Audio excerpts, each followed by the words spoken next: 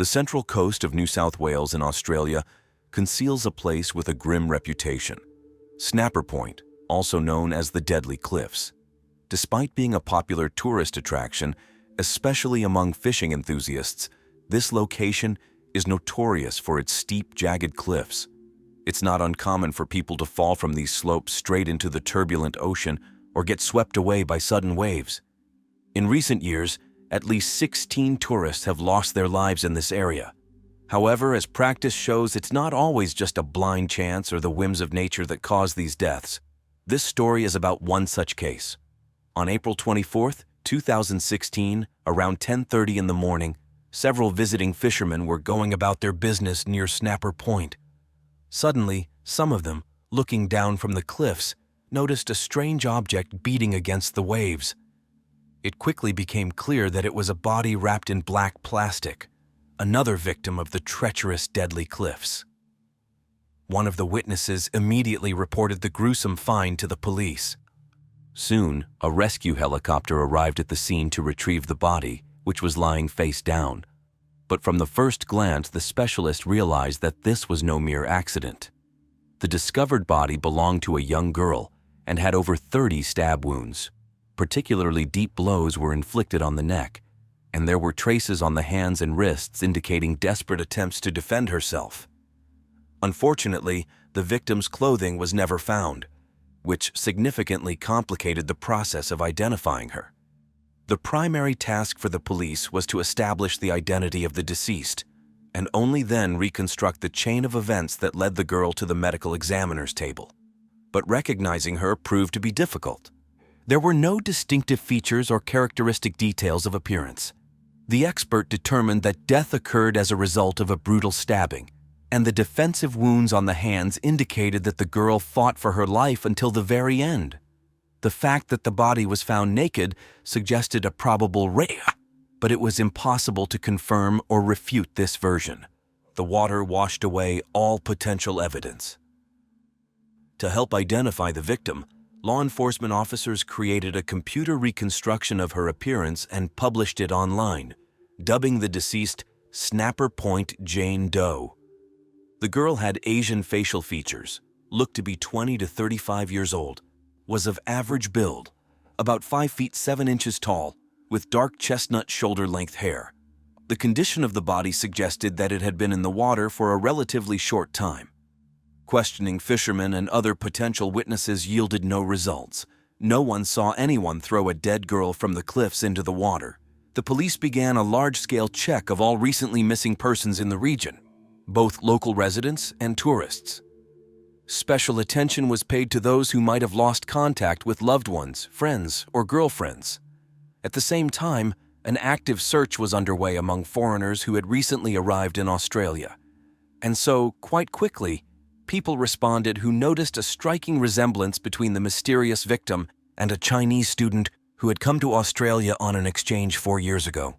They immediately reported this to the police. The very next Friday after the body was discovered, the detectives working on the case were able to establish the identity of the deceased. She turned out to be 25-year-old Mengmei Leng, who had gone missing at the time of her death. As it turned out, Mengmei lived in the suburb of Campsie, in Sydney, about 100 kilometers from the place where her mutilated body was found. And here's a chilling coincidence. Just a year before her death, the girl took a photo on the very cliff from which her dead body was later thrown. In the picture, Mengmei posed against the backdrop of water and cliffs, as if anticipating her own fate. When the media picked up this news, rumors began to spread that the girl had come to this place to meet a guy she had met online, and this date turned out to be fatal for her. Journalists spun the version that an unknown suitor literally lured Mengmei to her death, but the police promptly worked out this version and refuted it. A detailed analysis of the girl's correspondence and messengers showed that she did not meet anyone and did not plan any meetings. So who and why did someone need to cut short the life of a young student? To answer this question, investigators had to delve deeper into the details of Mengmei's life and surroundings. The nature of the crime, extreme brutality, and a large number of stab wounds indicated a personal motive. The police did not abandon hope of finding the killer's trail. It was established that Michelle Leng was born in China in 1991 and had been very close to her mother, Mei Zhang, all her life. Michelle Leng's life path was full of trials from a young age. A heavy blow to the family was the death of the girl's father during a devastating earthquake that occurred in her hometown in China. This tragedy not only took the life of the closest person, but also put the family in a difficult financial situation. However, despite all the hardships, mother and daughter became even more united in the face of difficulties. Their relationship became stronger, and their emotional bond became unbreakable. Michelle acutely felt responsible for the fate of her mother and understood that without her support, they were unlikely to survive. It was then, in search of a better life and opportunities to help her family, that the girl made the decision to radically change her life. She began to consider options for moving to another country, where she could find a promising job and get a quality education. And her choice fell on distant Australia. In 2011, full of hope and expectations, Michelle Leng arrived in Sydney, the largest city on the green continent. The girl was sure that it was here, in this metropolis of opportunities, that she would be able to realize her dreams and ambitions. And at first, it seemed that fate was smiling upon her. Michelle adapted to the new realities fairly quickly, made new friends, and settled her life. She became a student at the University of Technology, Sydney, choosing economics and business as her specialty. In parallel with her studies, the girl found a job in order to be able to financially support her mother. It is worth noting that Michelle, without hesitation, sent her first salary to her mother in China. And from then on, every month she transferred money to her family, because deep in her heart, she understood how important her help was for them. In Australia, Michelle was lucky with housing. She did not have to rent an apartment, because her relatives themselves suggested that the girl should live with them in an apartment complex in the Sydney suburb of Campsie. There she lived with her 48-year-old aunt, her teenage son from a previous marriage, and her 28-year-old uncle, Derek Barrett, who was Michelle's second cousin and had been married to her aunt since 2012. For the girl's mother, this arrangement was a great relief because she knew that her daughter was under the supervision of relatives. This gave her peace of mind and confidence that nothing bad would happen to Michelle, and the girl herself enjoyed the company of close relatives. She had a warm, trusting relationship with her aunt and uncle. They seemed to Michelle to be decent, reliable people with whom one could not only share a roof over their heads, but also share the most intimate things. In addition, living with family allowed the girl to send more money to her mother, because it was possible to significantly save on housing rent. To better understand what kind of person Michelle was, investigators thoroughly studied her social media pages. There they searched for the smallest details, seemingly insignificant facts that could shed light on the identity of the deceased and, most importantly, lead to the trail of the killer. Law enforcement officers scrupulously analyzed the girl's posts, comments, likes, and photos. They checked recent calls and messages to understand who Michelle had been communicating with recently, what plans and intentions she had. This work was painstaking but extremely necessary. From the profiles on social networks, a picture emerged of a happy life of a young girl, filled with bright moments. Michelle often shared positive emotions and life-affirming thoughts with friends, loved to philosophize on topics that excited her soul. Among the publications, there were many selfies with friends against the backdrop of picturesque Australian landscapes. A special place was occupied by culinary masterpieces, which Michelle loved to show off so much. The girl adored cooking and sharing the results of her efforts on the web. It seemed that Michelle lived a tasty life in every sense of the word. Together with her friends, she often visited cafes and restaurants, tried new dishes, and studied the intricacies of local cuisine. Another passion of hers was animals, nature, and beaches. Photos from the picturesque corners of Australia appeared on the girl's pages from time to time. However, despite the richness of the newsfeed, the detectives could not find any hint of any suspicious acquaintances or dangerous connections. Then the investigators decided to talk to Michelle's closest circle, her friends and housemates. From them, it became known that the girl last got in touch on April 21st, 2016. Then she told her friends that she was planning a trip to the mall for shopping. Around noon, Michelle got on a train and went about her business. Later, the police obtained footage from surveillance cameras at the shopping center. They clearly showed the girl strolling between the rows of stores, trying things on, and buying new clothes in different departments. Her entire route through the mall was traced in detail, up to the moment when Michelle boarded the return train to Campsie. But what happened to the girl next remained a mystery. After all, there were no cameras along the way from the station to the house where Michelle lived.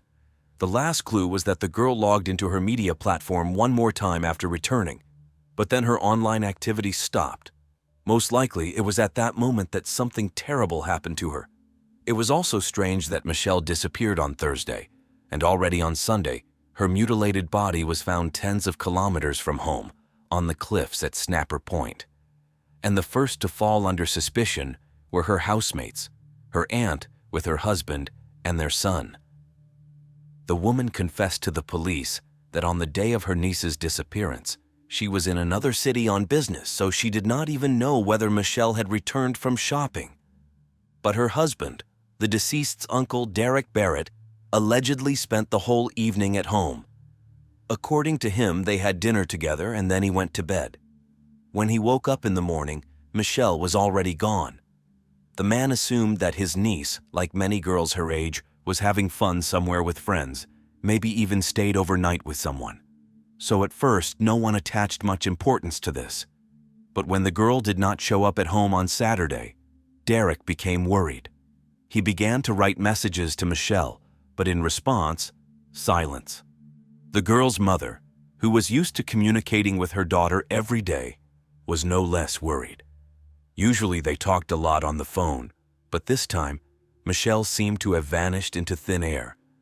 The aunt, returning home on Sunday, decided to look into her niece's room, and two things alerted her. Firstly, all of Michelle's things were in their places. It seemed that the girl was not going to go anywhere for a long time. And secondly, perfect cleanliness reigned in the room, as if Michelle had put things in order before something.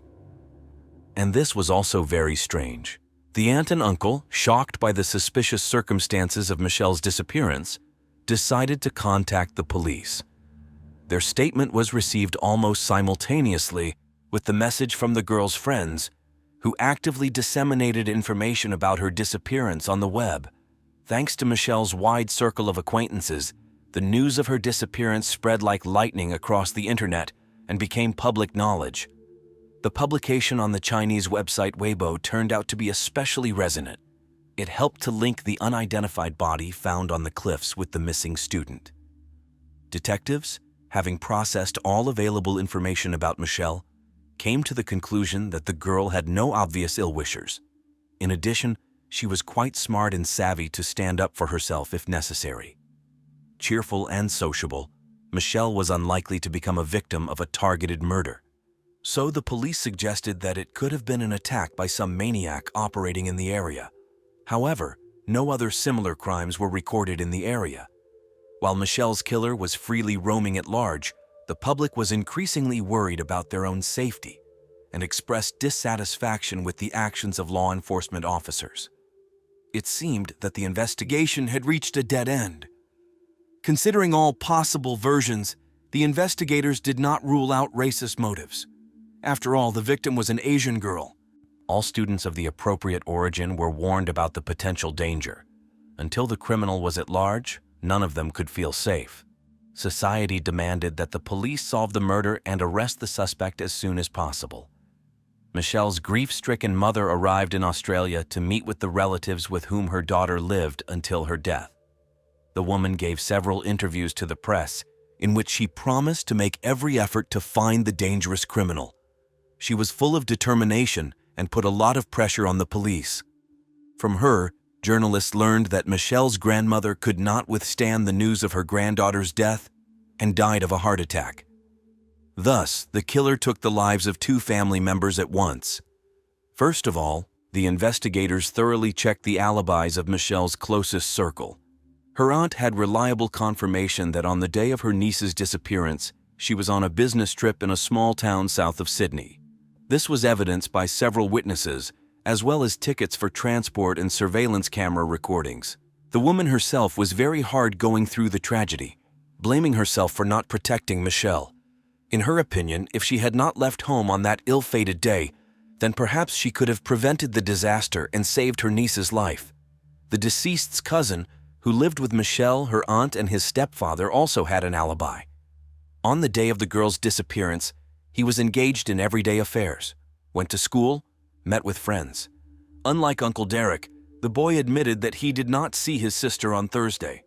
Derek himself claimed that he spent the whole day at the computer. Being an IT specialist, the man supposedly worked hard on urgent projects that he had to complete by Monday.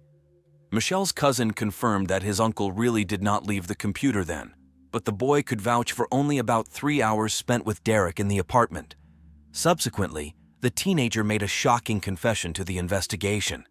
In general, neither Derek nor his stepson had a reliable alibi, so the police bombarded them with questions. After the first interrogation, Derek suddenly changed his testimony.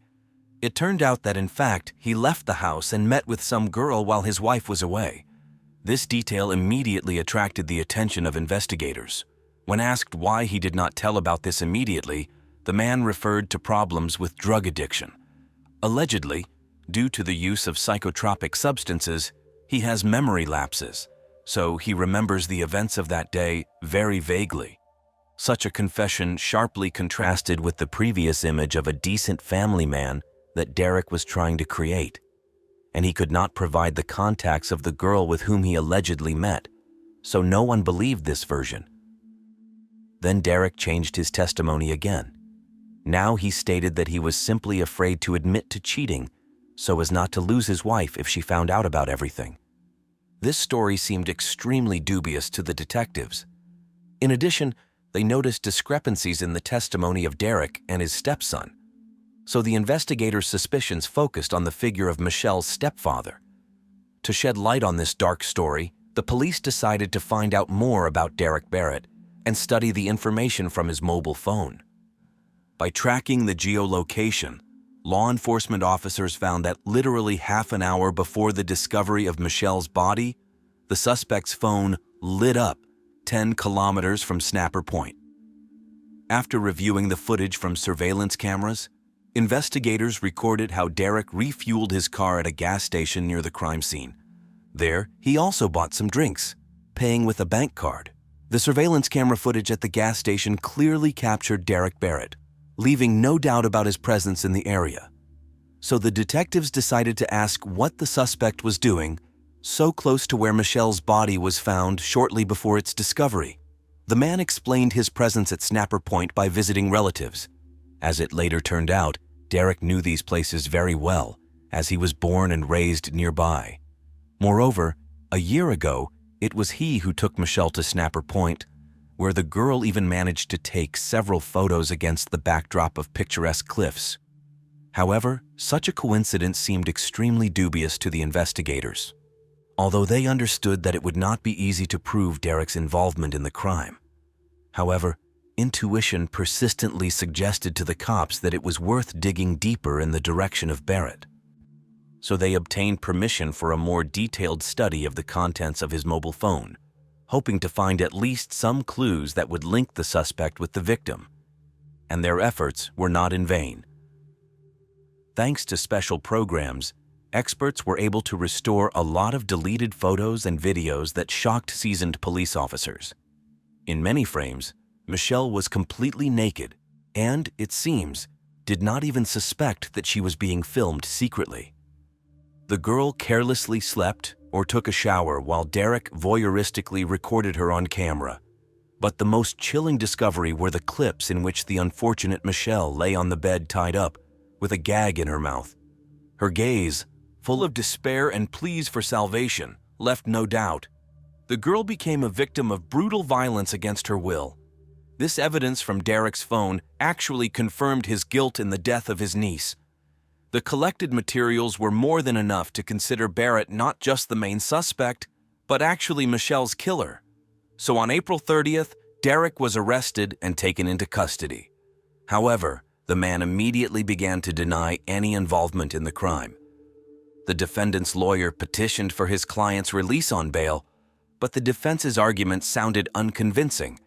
Derek himself, through his attorney, expressed genuine surprise at the suspicions and arrest.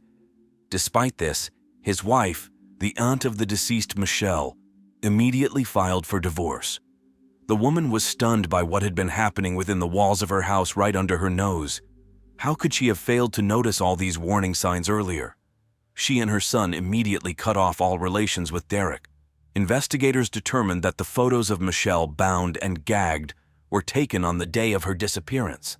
Thus, the girl simply had no chance to tell anyone about the violence she had endured. Derek had personally documented his horrific crime against his defenseless niece on his phone. Earlier recordings were also found where he abused Michelle in a somewhat milder form. The girl probably did not realize the full danger, which is why she remained silent about her uncle's perversions. The collected evidence allowed investigators to reconstruct the picture of what happened on that fateful day of April 21st, 2016. When Michelle returned home, Derek snuck into her room and forcibly made her undress. Then he tied the girl up and gagged her.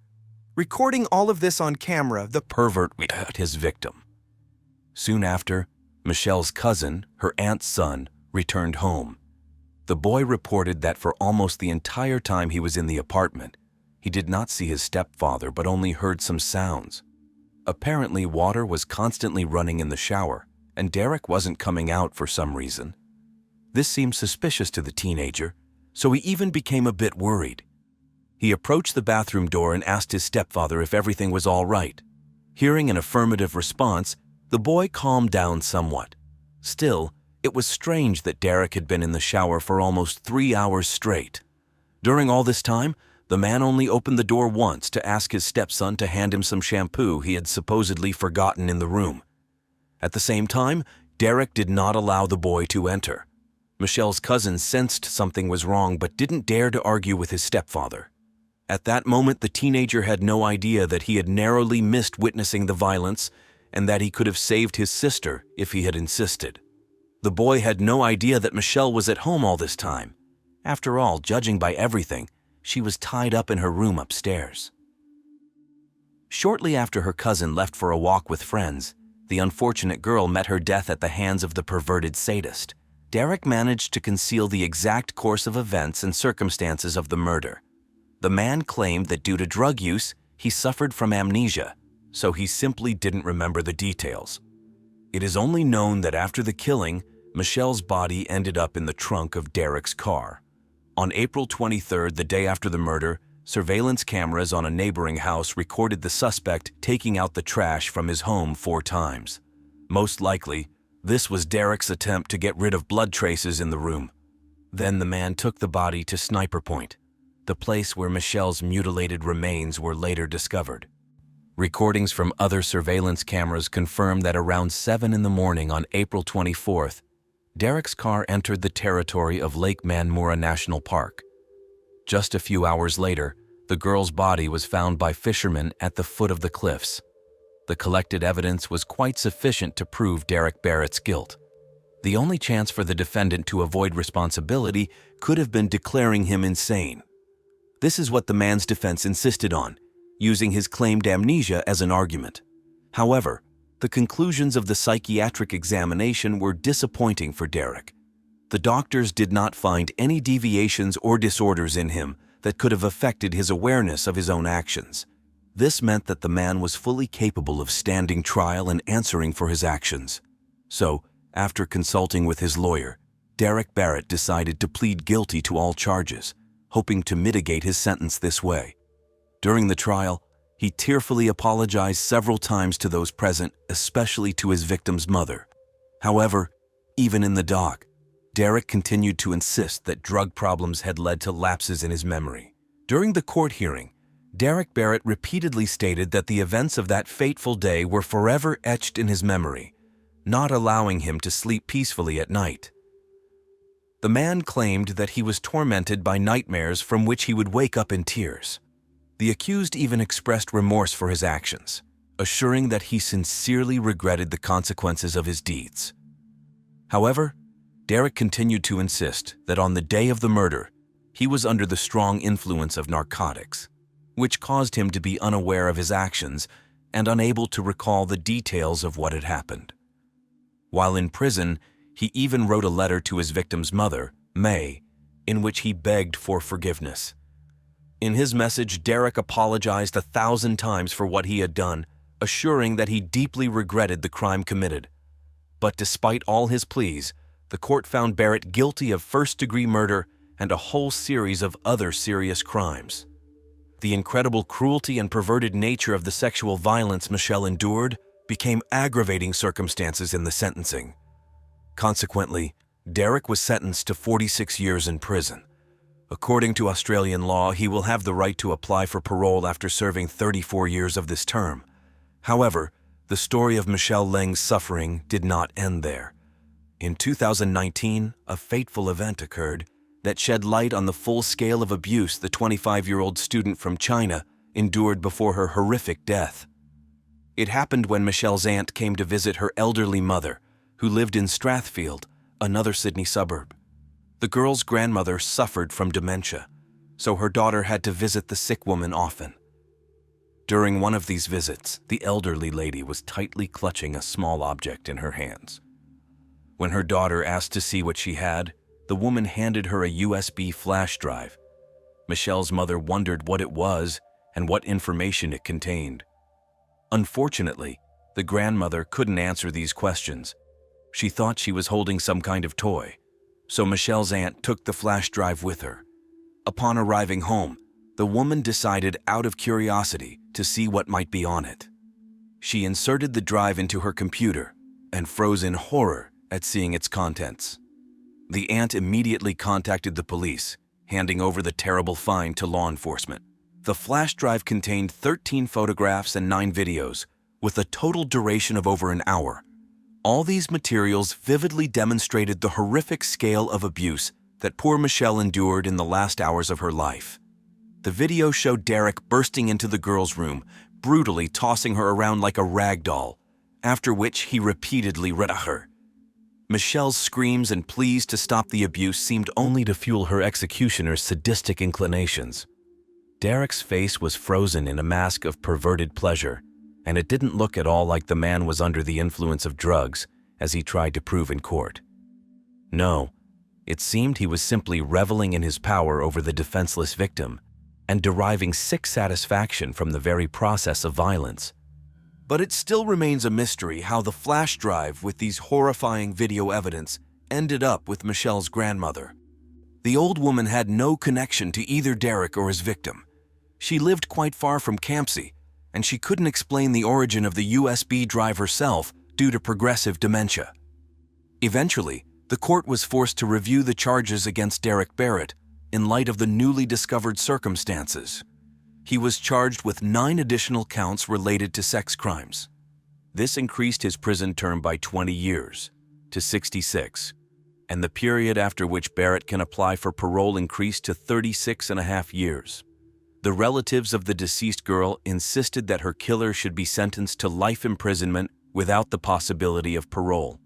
In their opinion, the terrible cruelty and perverted nature of the crime against poor Michelle could not have any other verdict. The judge took into account the appeal of the victim's loved ones, but noted that from a legal standpoint, life imprisonment was not possible in this case. So Derek Barrett will have the right to file his first petition for parole no earlier than 2052. But even this term seems too merciful, given the suffering that Michelle and her loved ones endured at his hands. After all, the girl came from her home to distant Australia not to become prey to a pervert who turned out to be a real wolf in sheep's clothing. Michelle was simply trying to help her mother and ease the financial burden on her family by agreeing to live with relatives and save on rent. The unfortunate victim silently endured abuse for 4 long years, hoping that one day it would finally stop. Unfortunately, instead of rescue, she was met with a tragic and premature death at the hands of her sadistic uncle. The tragic story of Mengmei Leng is a bitter lesson for all of us. It reminds us how important it is to be vigilant and careful, even when it seems there is no danger. For sometimes evil hides where we least expect to see it. First and foremost, this story underscores the importance of open dialogue in the family. If Michelle had felt she could safely tell someone about what was happening, perhaps the tragedy could have been avoided.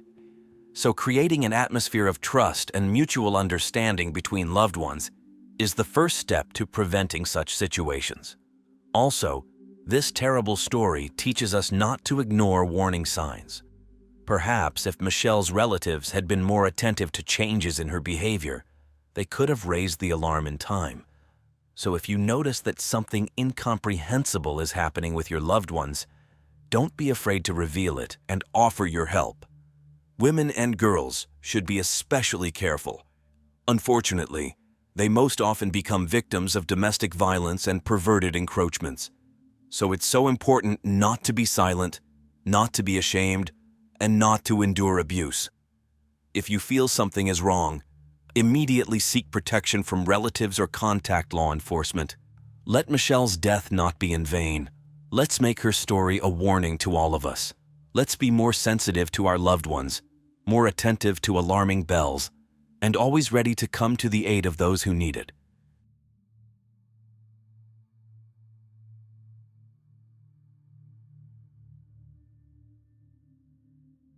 Radical ideologies often cross the line of common sense, causing their followers to lose touch with reality. It's even worse when the victims of manipulation sincerely begin to believe in the illusions imposed on them. One example of the tragic consequences that blind faith in destructive ideas can lead to occurred in Sweden, a country that has always been considered one of the safest in the world due to its extremely low level of violent crime. In the small Swedish village of Björnberg, on July 27, 1971, a boy named Helge Fossmo was born into a family that was not particularly religious. He became one of 5 children in the family, despite the lack of religious upbringing. At the age of 12, Helge independently became interested in the church and joined a local youth religious group, becoming one of its most active participants. Although his parents did not share their son's enthusiasm, they did not hinder him, believing that it was not the worst occupation for a teenager. According to Helge himself, it was from the moment he joined the church community that his life acquired true meaning, and he found a kind of salvation in faith. For the next 5 years, the young man completely devoted himself to religion, constantly attending church services and participating in various church events. In 1988, fate led Helge to a cafe for Christian youth, where he met his future wife, Helen Johansson. The young couple got married as soon as they came of age and settled in the town of Bordenberg. The couple had 2 children, and Helge continued to delve into religious issues, becoming a preacher in the local community. However, in 1993, a fateful meeting took place that radically changed the life of Helge and his family. The man met Asa Waldau, a charismatic leader of a Christian sect known as the Bride of Christ. Asa came from the tiny town of Knutby, where her teachings originated, with the intention of opening a branch of her church in Bordenberg. Knutby is such a small settlement with a population of about 700 people that there is only one store, one restaurant, a church, and a few dozen wooden houses scattered among the forest. It would seem that in such a cozy corner, there is no place for evil. But it was here at that time that people lived who later committed 3 horrific murders that overshadowed the crimes of many serial killers in their scale and cruelty. Asa traveled from town to town, preaching her teachings and recruiting new followers, especially among young people. She masterfully manipulated people's minds, urging them to give up everything worldly and devote their lives to serving her church. Helge's family turned out to be an ideal target for the ambitious Bride of Christ. Helge's first meeting with Asa did not go quite smoothly. The devoted Christian expressed doubts that a woman could be a pastor. However, thanks to her remarkable manipulative abilities, Asa managed to convince the Fossmo family to join her sect, not suspecting what tragic and irreversible consequences this would lead to. Skeptical of Asa's radical views and methods, Especially after realizing her affiliation with a sect, Helgi initially rejected the idea of joining the Bride of Christ community. However, the ambitious preacher did not give up. She was interested in attracting the young Fosmo couple to her ranks, so she acted cautiously and methodically.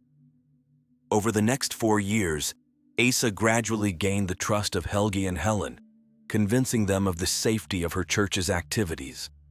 At the same time, she promoted her own teachings, which increasingly captivated Helgi.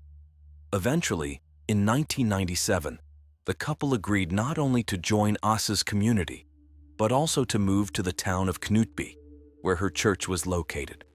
At first, the move was presented as an ordinary, friendly visit. Asa showed the young family her church from the inside, told them about its activities and goals. Gradually, she increasingly gained the attention of her new followers, criticizing the shortcomings of the traditional church, which eventually sowed a seed of doubt in Helga's mind. A significant part of the residents of Knutby already belonged to Asa's religious community and were involved in various areas of the church's activities. The organization provided work for everyone who wanted it, and almost every member of the community had their own responsibilities, often related to religious service. This brought people together who knew each other well, supported and protected their own. The community gladly accepted the new preacher Helge and his family into their ranks. Having become a pastor of the church in Knutby, Helge quickly drew attention to himself with unconventional motives in his sermons. He often spoke on taboo topics such as sex and death, interpreting them rather dubiously. Despite the fact that not all parishioners shared the radical approach to the interpretation of Scripture, Helge relentlessly pursued his mission. 2 years after the move, the Fosmo family had their third child, which increased the burden on the parents. They decided to hire a nanny, Sarah Svensson, who had recently moved to Knutby, inspired by Asa's teachings. Sarah had grown up in a deeply religious Christian family, but from childhood suffered from severe allergies, which limited her life. The girl was cared for by her mother, with whom she had a very close relationship. But at the age of 11, Sarah lost her mother due to a long illness. This event devastated the girl, turning her into a troubled teenager who often ran away from home. After his wife's death, the entire burden of raising his daughter fell on the father.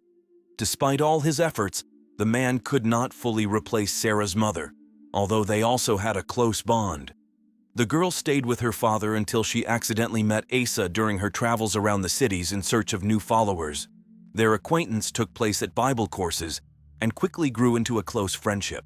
Sarah turned out to be an ideal candidate for recruitment into the sect.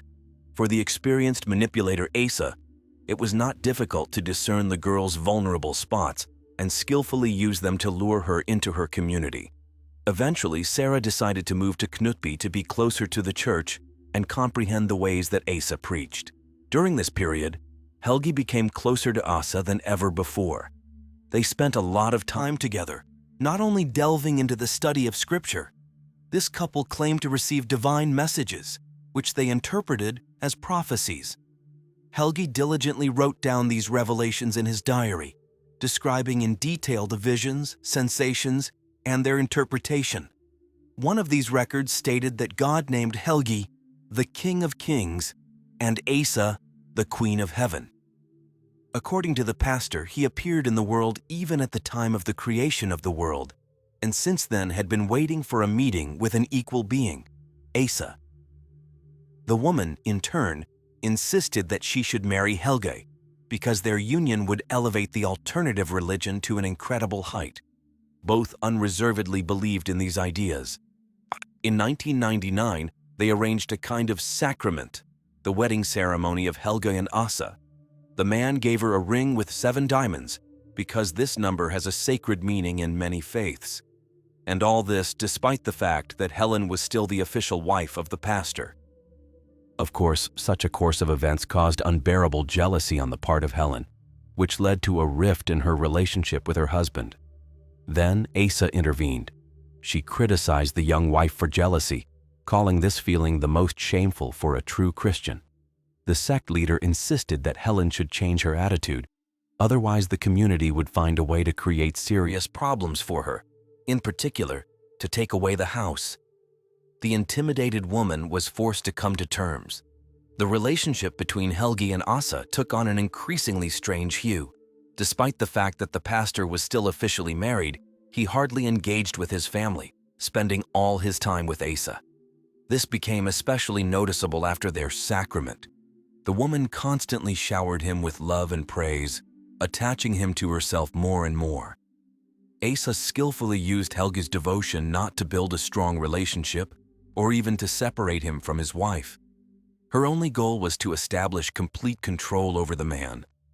Acting insidiously and effectively, she quickly achieved her goal. Helgi found himself completely dependent on her. Asa knew everything about him, and sex, which they constantly engaged in, became the most powerful weapon of manipulation.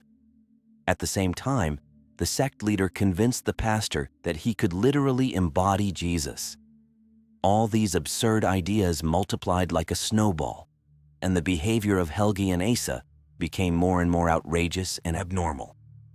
Neither Helen, nor the children, nor other members of the community could influence this situation. Given Asa's manipulative nature, tensions in the Knutby community grew steadily, portending inevitable tragedy. In December 1999, the town was gripped by an epidemic of illness, which did not spare the Fossmo couple.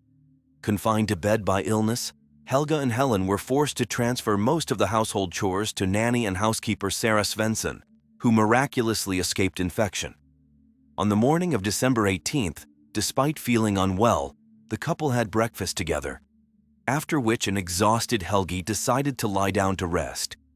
Having fallen fast asleep, the man heard a knock at the door through his dream.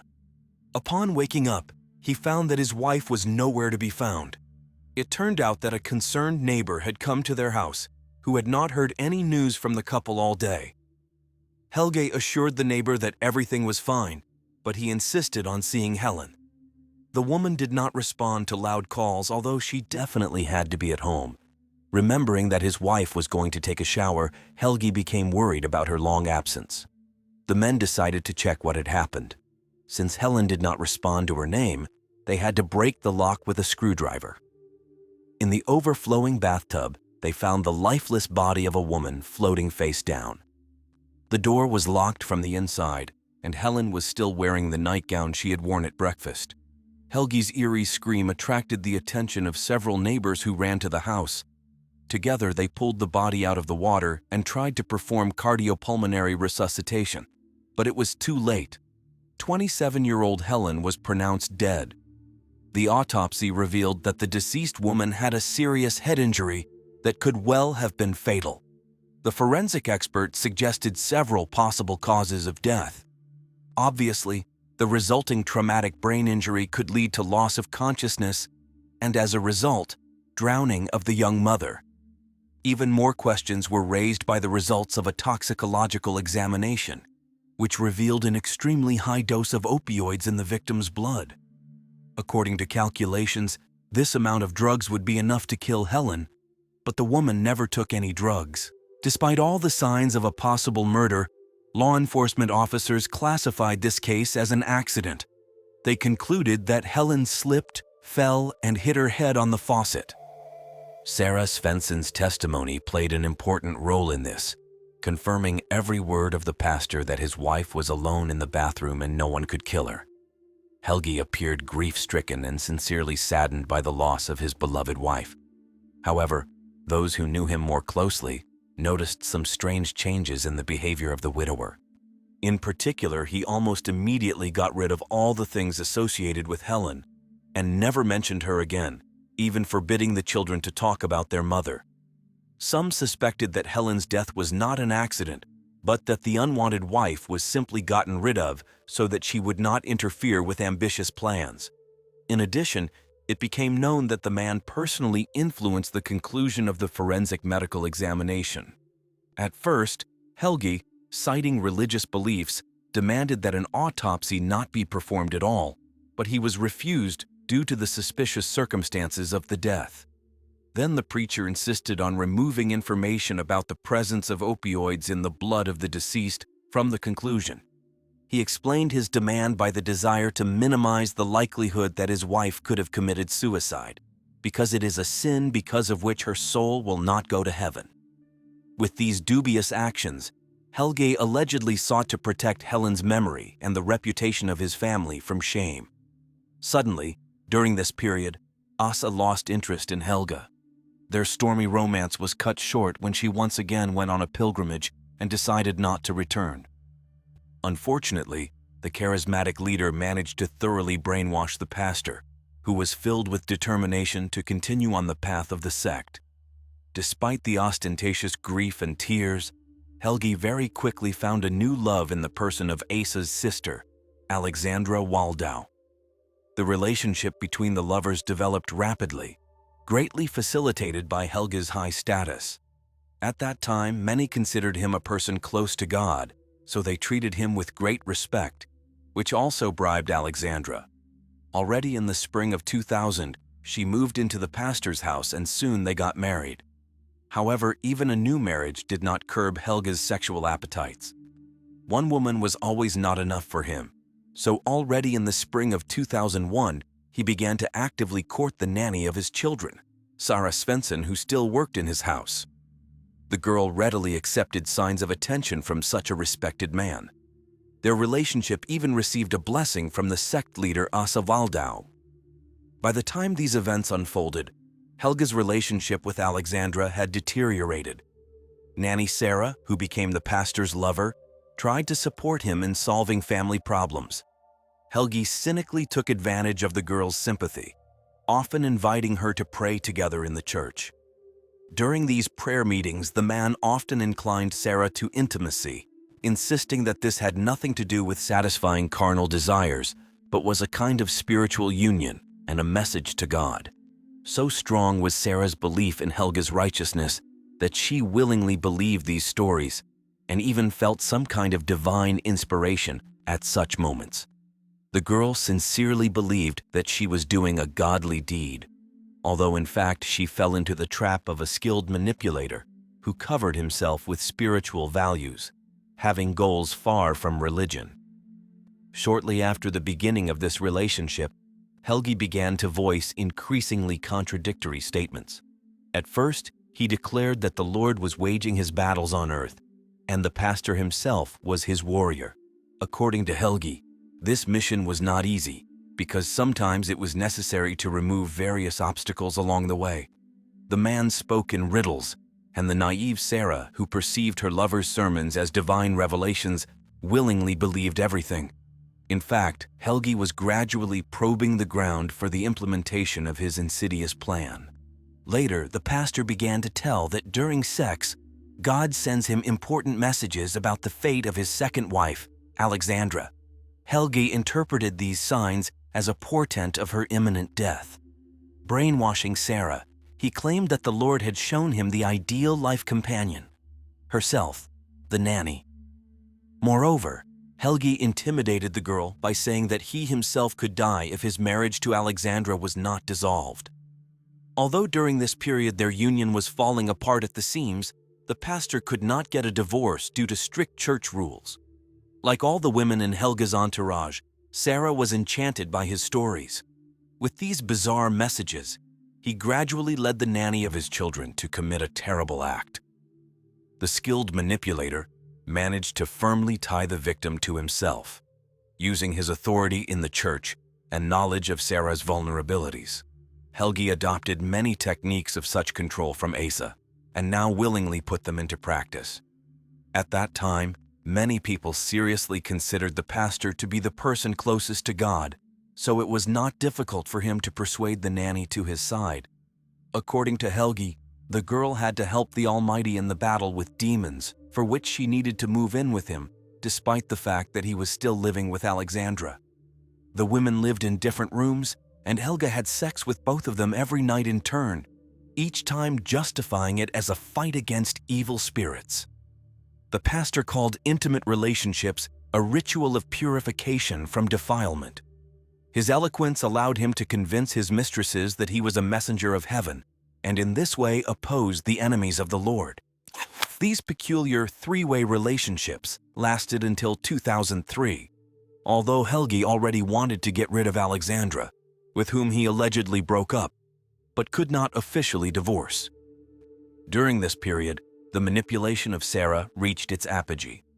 For the most part, Helgi turned to her only for sex, and the rest of the time he insulted her, calling her a sinner and an arrogant blonde. But each time he ended the emotional torture with the phrase, "I love you." The girl was so happy with these 3 words that she stopped paying attention to all the insults. She was willing to do anything to earn the favor of the chosen one of God, a fighter against demons, not even noticing how, along with this, she was losing her own will, turning into a puppet in the hands of a dangerous man. Against the backdrop of problems with his second wife, Helgi repeatedly asked his mistress if she was ready to kill in the name of the Lord. If earlier Sarah hesitated with the answer, now, it seemed, she reacted more calmly, and the pastor felt that he would soon be able to persuade her to do it. The girl replied that she was not ready, but resisted much weaker than before. Then, to push Sarah on the true path, Helgi created a new account in the messenger and began sending her messages from an unknown number, trying to convince her that it was God himself who wanted to contact her. In these creepy correspondences, the girl was told that she had little time left and she had to kill in the name of the Lord no later than November 25th. When Sarah suspected that Helga was behind these messages, he angrily denied his involvement, once again shaming his mistress, accusing her of a lack of faith and sinfulness. Unfortunately, it worked as it had before. Afterward, the pastor began sending Sarah messages that she should become part of the divine plan, sending human souls to heaven. This alleged God claimed that for her, this was the only way to salvation. Helga's manipulations and intimidation led Sarah to begin to fear for her soul and dare to commit a crime. On November 8, 2003, she broke into the pastor's house and attacked his wife Alexandra, who was sleeping in her bed.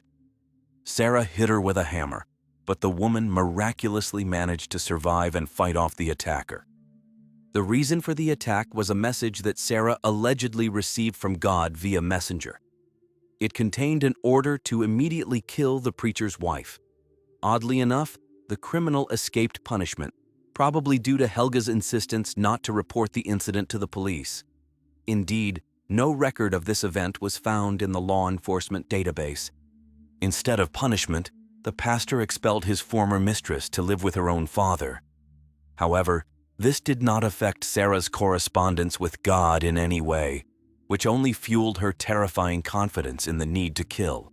Shortly after these events, Helga found a new passion, a neighbor, Annette Lind, who at that time was married to a man named Daniel. Having decided to get rid of a competitor, the preacher began sending messages to Sarah, manipulating her in the same way as before. The frightened girl, seeking salvation, again agreed to take up arms. This time, Sarah prepared more thoroughly. She bought a pistol and even researched on the internet how to make a homemade silencer. Following the instructions of the Almighty, she hoped for success and the liberation of her soul. On January 10, 2004, at 3:30 in the morning, Sarah, keeping in touch with Helga, drove up in her father's car to the area where the pastor lived. Having parked 500 meters from the house, the killer put on a black mask and put on shoes of different sizes to throw the police off the trail. Entering through the unlocked door, the lock of which the organizer of the crime broke in advance, staging a robbery, Sarah crept into the room of 23-year-old Alexandra, who was sleeping soundly. Having shot first in the thigh and then, when the victim woke up and screamed, in the head, the criminal killed the woman. At 4:30 in the morning, Sarah went to the house of the second victim, Daniel, the husband of Helga's new mistress. The pastor knew that the man was left alone that night and told Sarah about it. The doors were locked, so the girl just knocked. When 30-year-old Daniel opened the door, she shot him in the chest without hesitation, and when he fell, once more in the head. Fleeing from the crime scene, Sarah did not suspect that the second victim had survived. Daniel managed to get to the phone and call for help. Arriving at the call, the police found him conscious, so he was able to describe the attacker. At that moment, 32-year-old Helgi was already at the crime scene, allegedly trying to help his neighbor. Helgi accompanied the wounded Daniel to the hospital, where he learned about the murder of his wife Alexandra. The pastor again began to play the role of a grief-stricken husband. The description of the attacker provided by Daniel was rather confusing due to the mask on her face. Gradually, attention focused on Helgi and Sarah. One of the neighbors, whose brains had not yet been washed, recalled similar strange circumstances of the death of the pastor's first wife. Information also surfaced about the hammer attack on Alexandra, during which she nearly died at the hands of Sarah. The bloody fingerprints found at the scene of Alexandra's murder and on the door of Daniel's house became irrefutable proof of the 26-year-old nanny's guilt. Sarah was immediately arrested. At first, she insisted that she acted independently, without anyone's prompting, and then began to claim that she committed crimes in the name of God. During a search of Sarah, a phone was seized, where Helga's number and another unknown subscriber were found. Although no correspondence with the Almighty was found on this device, the detectives came across a call from Sarah's old number. Thorough searches of her house revealed another mobile phone, which stored more than 1,000 text messages with God. These messages contained intrusive manipulation and incitement to murder. After tracking the unknown number, the investigation led to the pastor of the local church. Learning about this, the disappointed Sarah, who sincerely believed in the divine origin of the correspondence, told the police the whole truth. The wounded Daniel's wife, Annette Lind, was also suspected of complicity and arrested, but 2 weeks later, she was released without charge. During the trial, the arrogant Helge denied his involvement and showed no remorse. A psychiatric examination found him sane. The scale of the manipulations was staggering. Having sufficient evidence, the prosecutor's office proved Helge's guilt in inciting the murder of Alexandra and the attempt on Daniel's life. In July 2004, the pastor was sentenced to life imprisonment with the right to parole after 24 years. Despite several appeals that were rejected, Helge will only have a chance for early release in 2028. He was also accused of involvement in the death of his first wife, but was acquitted due to lack of evidence, although the prosecutor is convinced of his guilt. In 2007, while in prison, Helge married for the third time. The identity of his new wife remains unknown. During an interview in August 2006, the imprisoned pastor admitted his involvement in the murder of Alexandra and the attack on Daniel, claiming that several other people were involved in organizing the crimes. However, the case was never reopened. Currently, Helge Fossmo is serving his sentence in the maximum security prison Tidaholm in Sweden. At the trial, a video was shown with a reconstruction of the crime, where Sarah spoke in detail about what she had done. A private investigation revealed that the court was shown an edited version, while the original 6-hour recording contained discrepancies with the actual details of the crime. In interviews with journalists, Sarah adhered to the false reconstruction of events. This raised doubts about the true course of events and the identity of the main culprit. It was assumed that the murderer could be the pastor himself, who shifted the responsibility to Sarah. Sarah Svensson, recognized as insane, was placed in a psychiatric hospital. In 2011, after completing treatment, she was released, as doctors considered her safe for society. In 2020, sect leader Asa Waldau was convicted on 8 counts of assaulting former parishioners and sentenced to community service. The woman changed her last name, moved, and withdrew from church affairs. Thanks to the efforts of doctors, Daniel survived the attack but refused to return to the city, fearing the local church and sectarians. Another pastor of the same church, Urban Feld, was convicted of sexual exploitation of persons dependent on him. Several women from the community whom he called his daughters and manipulated. The moral of this chilling story is that blind faith and fanaticism can lead to terrible consequences, especially when manipulated by ruthless and charismatic individuals. The tragedy in Knutby demonstrates how religious beliefs, taken to extremes, can cloud the mind and push people to the most terrible acts. The main tragedy of this story was not only the murder of Alexandra and the attempt on Daniel's life, but also the ruined lives of all those who fell under the pernicious influence of Pastor Helge Fossmo. Sarah Svensson suffered the most, a young girl who, due to naivety and gullibility, became a toy in the hands of an experienced manipulator. Her sincere faith was cynically used to achieve selfish goals, which led to irreparable consequences. To protect yourself from such situations, it is necessary to always maintain critical thinking and not allow anyone to manipulate your consciousness, even if it is a spiritual leader. You cannot blindly trust authorities and follow instructions that are contrary to morality and common sense. Faith should be a conscious choice, not an instrument of control in the hands of other people. It is important to remember that true religion brings love, mercy, and forgiveness, not hatred, condemnation, and violence. Friendship plays a crucial role in a person's life during their teenage years. However, finding a true friend with whom you can genuinely connect throughout the years is not an easy task. Sometimes those we consider close to us have selfish or even sinister intentions, and recognizing this in time is not always possible. Brittany Wylocki, the main character of our story, lived in the small town of Elko, Nevada. Her family moved here from Colorado Springs in 2010 when her father, Jim Wylocki, decided to take a job at the local mining company. The town seemed cozy and safe, perfect for living. The Wylockis were happy to start fresh, but they didn't know that soon their lives would be shattered by a terrible tragedy. The tragedy that happened to Brittany is not an isolated case. Every year, more and more teenagers become victims of violent crimes. Statistics show that the number of homicides among young people is steadily increasing. This case is not just a story about a horrible crime. It's a warning that even the closest people may turn out to be completely different from what they seem, and that our vigilance and attention to detail can save someone's life. So today I'll tell you about Brittany Wylocki, an ordinary girl whose life was cut short by an insidious crime. Brittany adored horseback riding, and there were plenty of opportunities for that here. Cattle ranching and rodeo were traditional activities and hobbies of the locals, starting from a young age. This atmosphere immediately appealed to Brittany.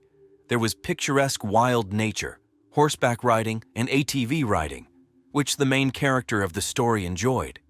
Of course, all this may seem like boyish hobbies, but in these parts, they were enjoyed by both boys and girls. Such hobbies only added to the charm of the beautiful Brittany. She was very close to her brother James, as the age difference between them was just over a year. The children, close in age, got along great, constantly spending time playing together and sharing each other's interests. However, such a mood prevailed throughout the Wylocki family. They were close-knit and loving people who did not leave each other in difficult times. Even when the parents decided to divorce, the mother and father calmly settled all issues so as not to traumatize the growing generation.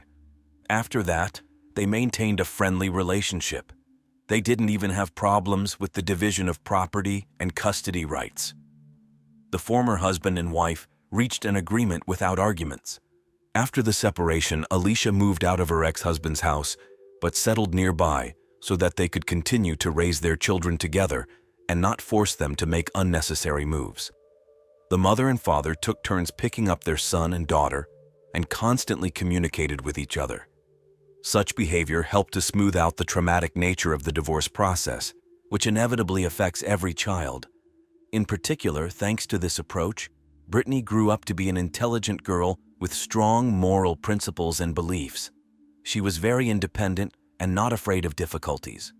Brittany began helping her father and mother with household chores from an early age and was entrusted with quite responsible tasks.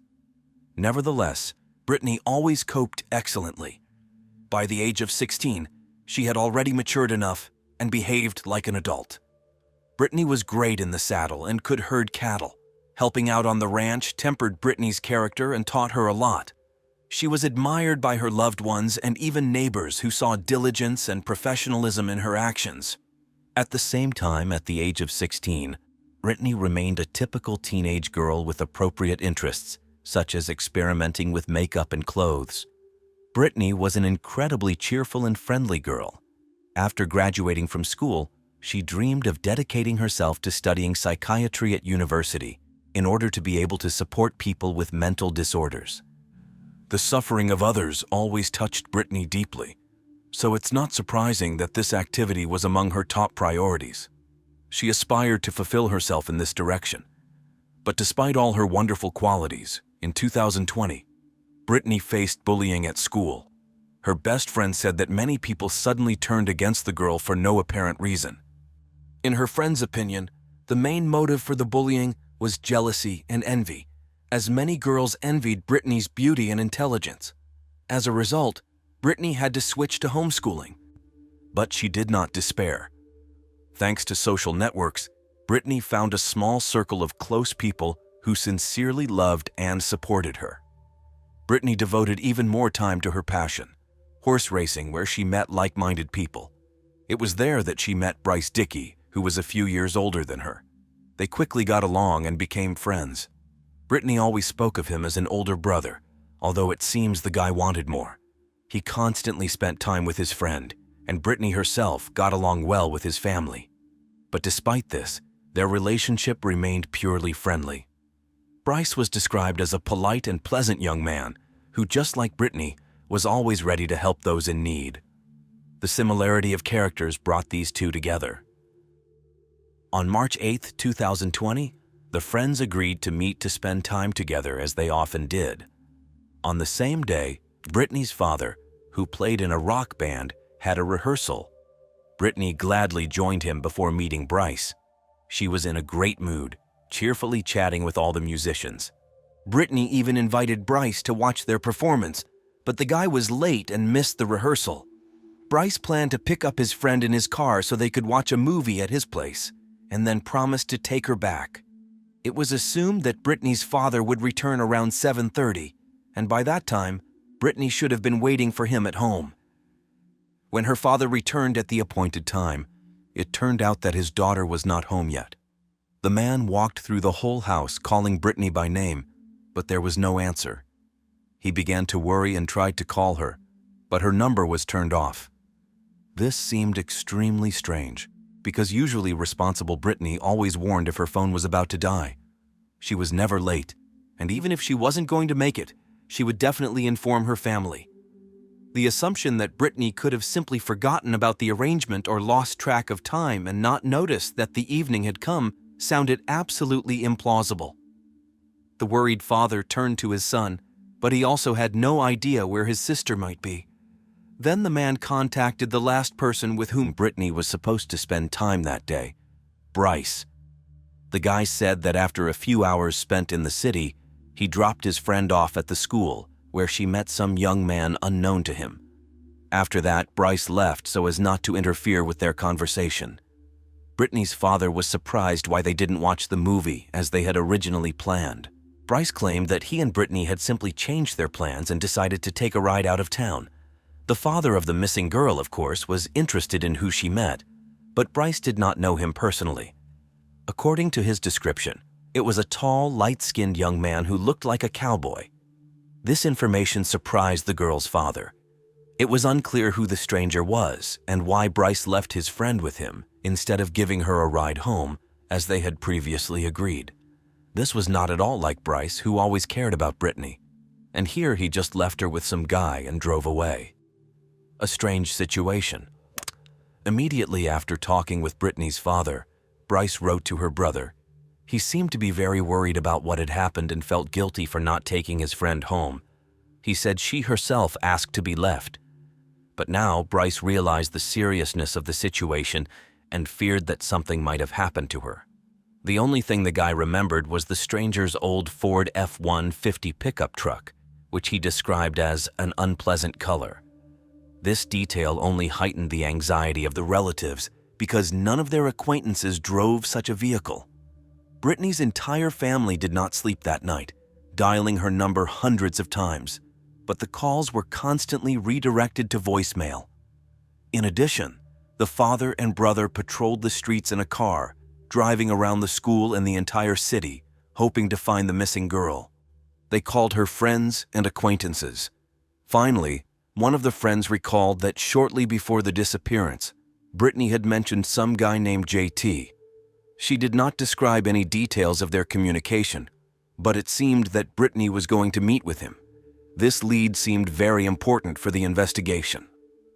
The worried parents then turned to the police, but they initially assumed that the teenager might have simply run away from home or was hanging out with friends and would return soon. But the family knew it wasn't like Brittany. She had few friends and none of them knew where she was. The girl had never had problems with behavior or family, no addictions, mental disorders, or conflicts. No reason to run away. Her loved ones understood that such a disappearance concealed something bad. Eventually, the sheriff was convinced to take the case seriously. He was given all the information that could be gathered from Brittany's friends and acquaintances. Then the police decided to question Bryce and arranged a meeting near the school so that he could describe in detail what happened when he dropped the girl off. Bryce said that they were driving around the Spring Creek area as usual. Suddenly, his father called and asked him to come home urgently to help with some errands. Brittany agreed to postpone the ride, only asking to be dropped off at the school. She admitted that she wanted to meet her new acquaintance, JT. Bryce saw her heading towards a green pickup truck where a white guy in a cowboy hat was sitting, but he just drove away without even making sure if she got into the car. Bryce poorly remembered the details and didn't even pay attention to the pickup truck's license plate. The detectives did not suspect him of lying and decided to let him go, focusing on other areas of the search. The investigation decided to draw public attention through the media, hoping that someone might have noticed the guy in the cowboy hat and his green pickup truck. The police especially hoped to find out the vehicle's number, but the locals were in no hurry to share information. The sheriff turned to the telephone company to determine the last location of Brittany's cell phone. It turned out that her phone had last registered activity 7 kilometers from the school where Bryce had dropped her off. Law enforcement immediately went to this address, hoping to find new leads. However, a thorough inspection of the area yielded no results. Brittany's family and friends tirelessly patrolled the streets, posting flyers with her photo. More than 500 announcements were distributed throughout the city and its surroundings, but the locals stubbornly remained silent. No one was in a hurry to assist the investigation. It seemed that Brittany had vanished into thin air. The mother of the missing girl even created a group on social networks where she constantly posted up-to-date information about the search progress. But even this did not yield results. Suddenly, she received a message from an unknown number. The anonymous person claimed to have kidnapped Brittany and demanded a ransom of $25,000. Threatening to feed her to the dogs if the demands were not met. Later, he wrote again, informing them that Brittany was sick and could die without medicine. The criminal insisted that the captive would receive medications only if he was paid the specified amount. At first, the parents were ready to agree to this, but they decided to turn to the police first. Brittany's mother called the police station and told them about the situation. She was immediately invited to come so they could try to track the extortionist's number. It seemed that the investigation had a valuable lead. While the officers were trying to establish the owner of the number, the head of one of the search teams contacted the police station. He reported that volunteers were combing the area 20 kilometers from the city and suddenly noticed a puddle on the side of the road that looked like dried blood. The team got out of their vehicles and began to examine the territory. 100 meters from the road, in the bushes, they found a blue tarp under which lay the body of a girl. She was face down, partially undressed. The description of the clothes matched what Brittany was wearing on the day of her disappearance, but it was necessary to officially identify the deceased before informing the family. Right during the conversation with the missing girl's mother, a detective entered the office and said that the conversation would have to be postponed due to the urgent need to go to the place where the body was found. The woman burst into tears, feeling in her heart that it was her little girl who had been found. Unfortunately, the mother's intuition did not fail her. She recognized Brittany. A few meters from the body, forensic experts found a keychain with her name, which was later identified as the victim's property. The girl had clearly been coerced into intimacy. Her pants and underwear were pulled down to her ankles. She had been strangled and her throat was slashed. This was the cause of death. On the nearest bushes, officers noticed the victim's headphones, which were hanging from the wires caught on the branches. A used condom was also found here, and its packaging was lying next to the body. Now there was more than enough material to search for the criminal. The investigators were most interested in the new acquaintance JT, about whom most people from the victim's circle had heard, but no one could say anything specific about him. Investigators were looking for this guy. The news of the murder shook the entire town. Almost all of its inhabitants knew each other by sight, so such a terrible crime could not but resonate in people's hearts. Particularly strong support for the Wilaki family came through social networks. Bryce stood out the most as he had been in close communication with the victim's mother, father, and brother the whole time. He helped the family, cried, and said that he would never forget this bright person who had become a close friend to him. The detective's work was just beginning. It was necessary to obtain warrants to examine the girl's computer and cell phone. In addition, it was necessary to analyze the discovered evidence, including the DNA from the condom, the main key to the puzzle. It was assumed that Brittany could have been the victim of an internet predator with a propensity for sexual violence. Just in case, a list of registered sex offenders in the area who could be involved in the tragedy was quickly compiled and checked. All this needed to be compared in order to track down the criminal, but these processes take a lot of time, so the investigation dragged on. In parallel, the information from the kidnapper was being checked. The police quickly managed to establish the phone number from which the victim's mother had been called with ransom demands. Unfortunately, it was not registered in Nevada. It turned out to be a hidden number purchased on the internet, so it was not possible to track the data. However, the very fact of such messages spoke volumes. In the life of the Wilaki family, there was clearly a person who took pleasure in such bullying and wanted to profit from this tragic case. According to the detectives, the one who used it was most likely connected with Brittany's death. Of course, first of all, the investigators wanted to understand who JT was. It was believed that this young man was the most likely criminal. Having obtained data from the murdered girl's phone, law enforcement quickly tracked down the mysterious man. However, the detectives' disappointment knew no bounds. It turned out that at the time of Brittany's death, JT was in Alaska. They had met shortly before the events described. Indeed, Brittany and JT were going to meet, but he clearly could not be the one who used and killed her by slashing her throat. The guy had not left Alaska during that period, so it was a false lead. Investigators decided to check other guys and men with the same initials driving similar vehicles who lived in the city, its surroundings, and near the place where the body was found. The detectives managed to find only two. Both were young ranch workers driving green pickup trucks, but at the time of the murder they were too far away and had reliable alibis. The investigation had reached a dead end, so they decided to contact the family of the deceased again, hoping that some information might have been missed. Brittany's mother said that a few weeks before her daughter's death, she had been dating a guy close to the cowboy lifestyle. He lived on a ranch and was engaged in rodeo, but they quickly broke up due to the girl's refusal of intimacy. Despite maintaining a friendly relationship, the breakup was caused by several unpleasant quarrels during which he wished Brittany dead. However, after checking, this man also had a confirmed alibi. It seemed that the investigation was reaching another dead end. The last way to calculate the probable rapist and murderer remained: to review all the recordings from surveillance cameras in the city that could have captured a green pickup truck with a cowboy at the wheel.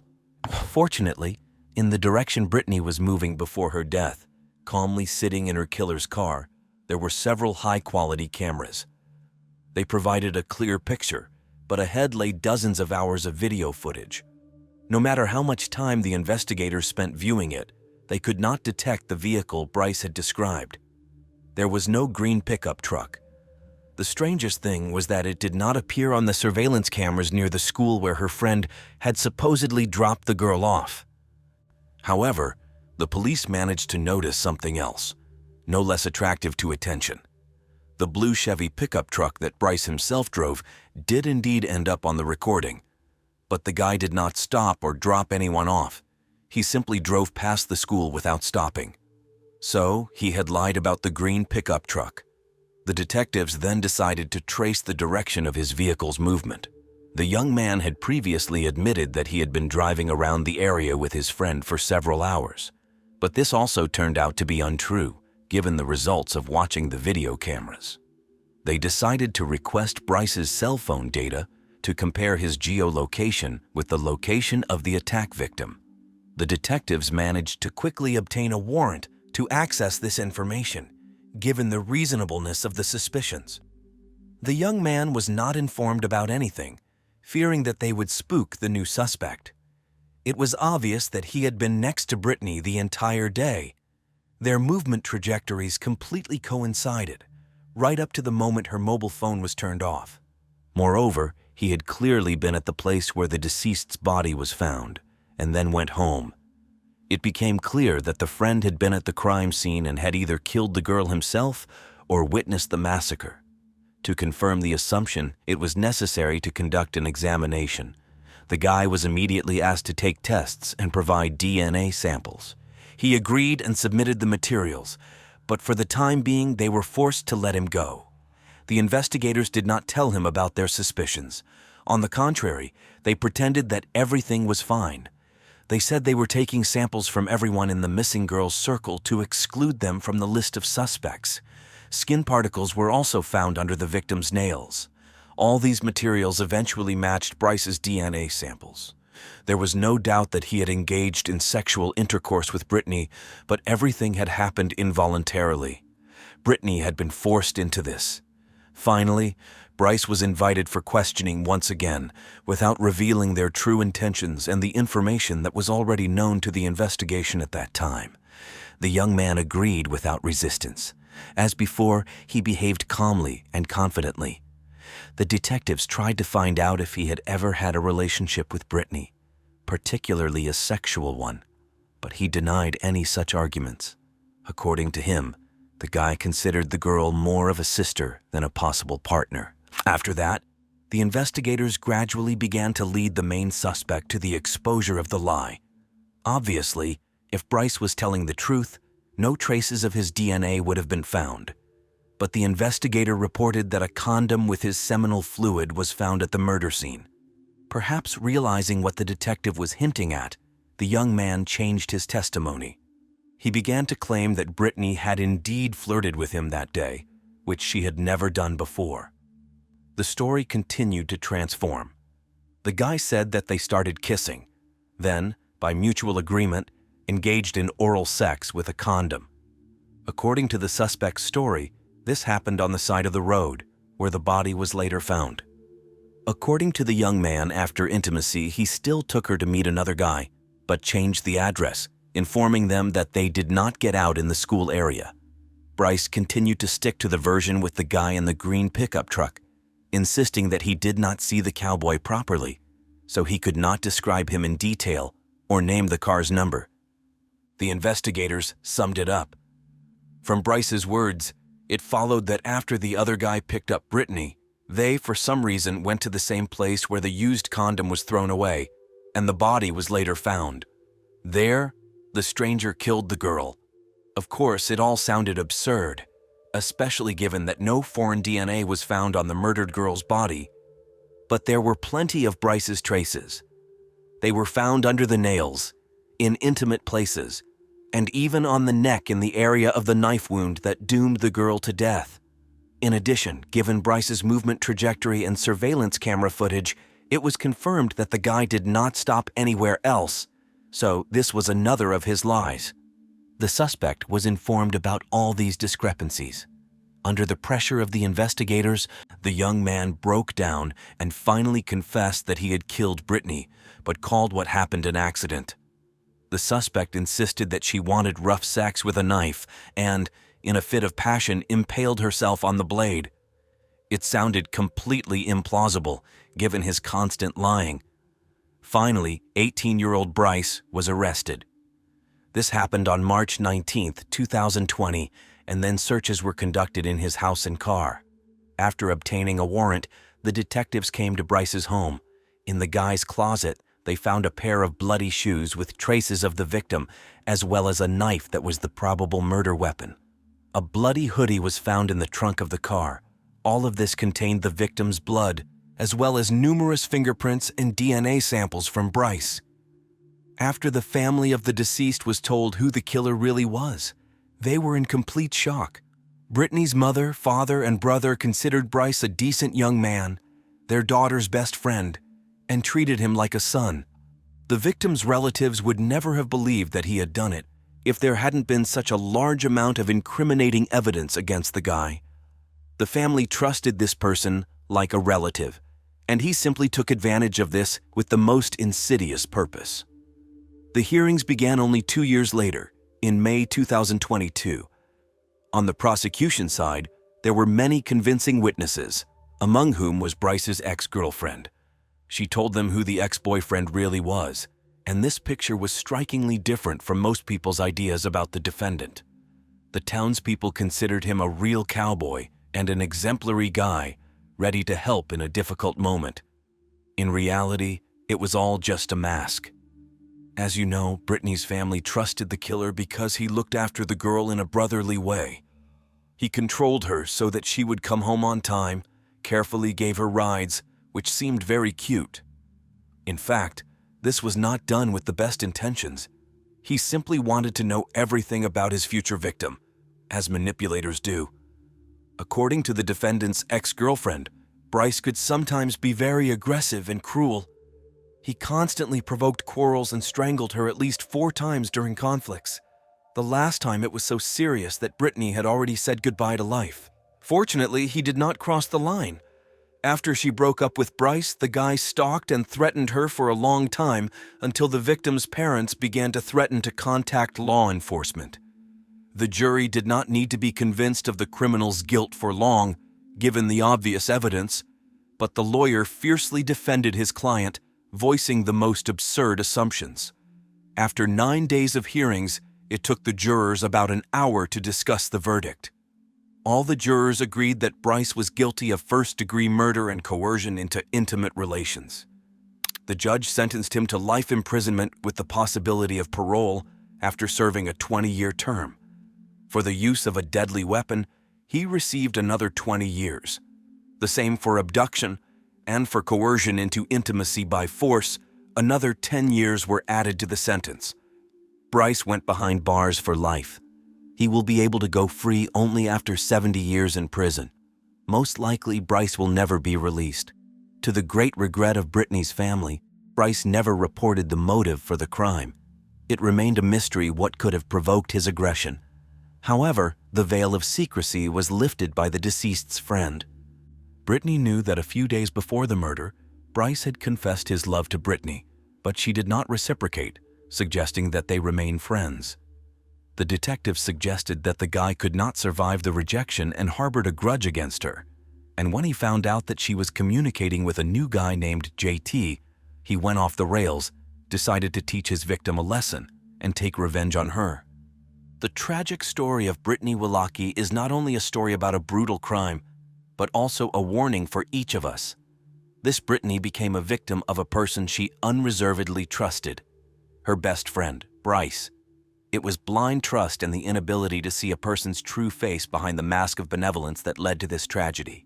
Brittany, like her family, considered Bryce a wonderful guy, almost a family member. His care and willingness to help seemed like genuine manifestations of friendship, but in reality, manipulation and insidious intentions were hidden behind this. Bryce wanted to control the girl's every move, to know about all her actions and connections.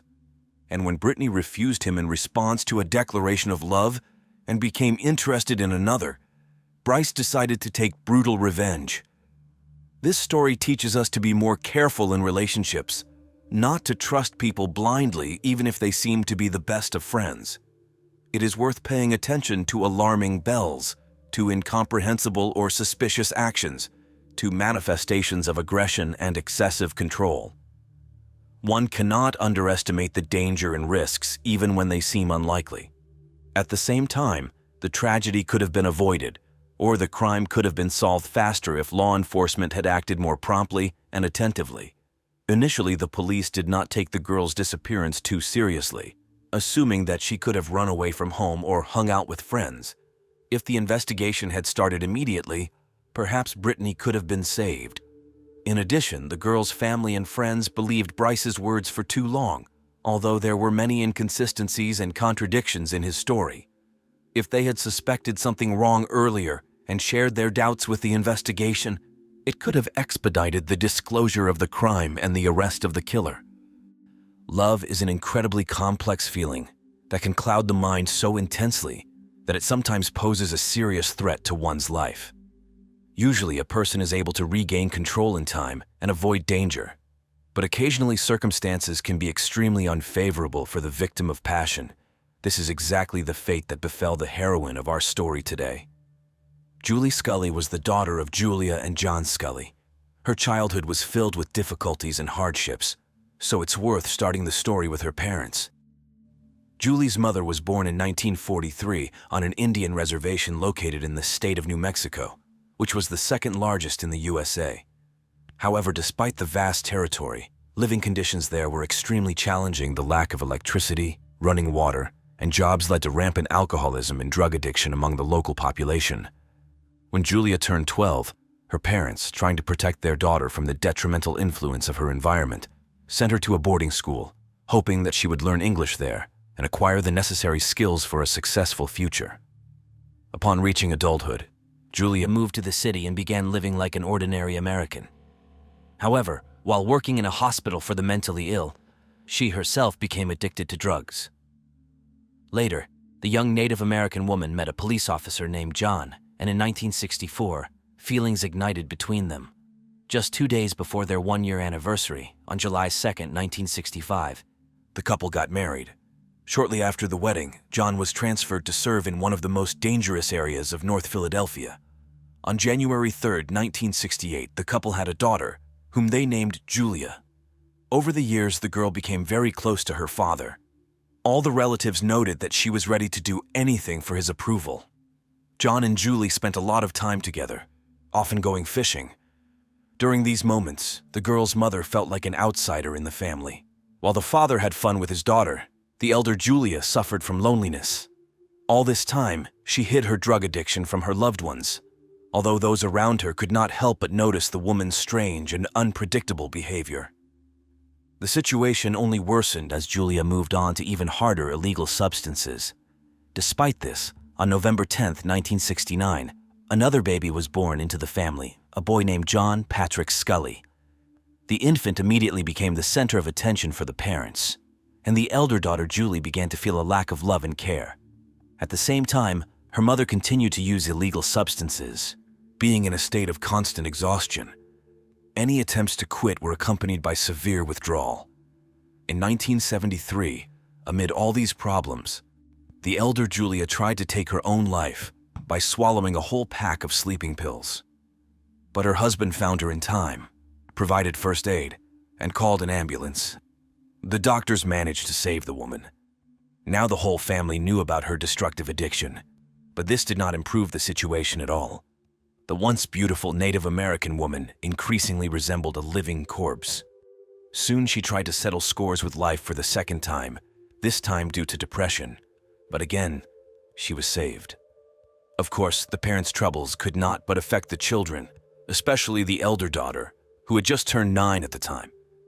Friends came to her birthday party, but right in the middle of the celebration, her dad suddenly left. As it turned out, he went to his mistress, with whom he had been having an affair for quite some time.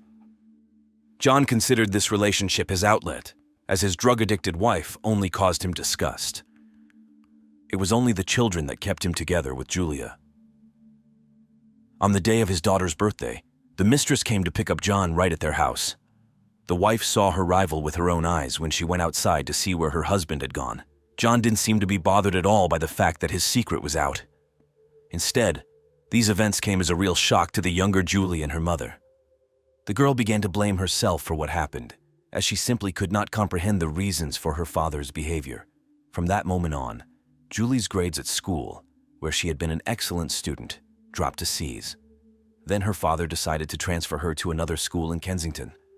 In the new educational institution, The bright and attractive Julie quickly became popular, but also fell into bad company. Truancy began, and her grades worsened again. At that time, the girl was only 12, but her appearance already attracted the attention of many boys. An additional risk factor was that the Scully family lived in a disadvantaged area. The parents grew increasingly worried that Julie might follow in her mother's footsteps and also become addicted to illegal substances. Once, Julie invited her girlfriends for a sleepover, but when her mother came to check on them in the evening, her daughter was not in the room. The girls had simply run off to have fun. The frightened woman immediately called the police, and law enforcement officers eventually managed to find the schoolgirls in downtown Philadelphia. After this incident, the relationship between Julie and her mother became even more strained. Constant conflicts and quarrels turned into a common occurrence. The girl's rebellious spirit grew stronger, even affecting her relationship with her father. But since John was a cop, he always knew where and with whom his daughter was spending time. Noticing that his wife was not coping with raising the teenagers, the man decided to take custody of the children himself. The elder Julia was sent for treatment for drug addiction.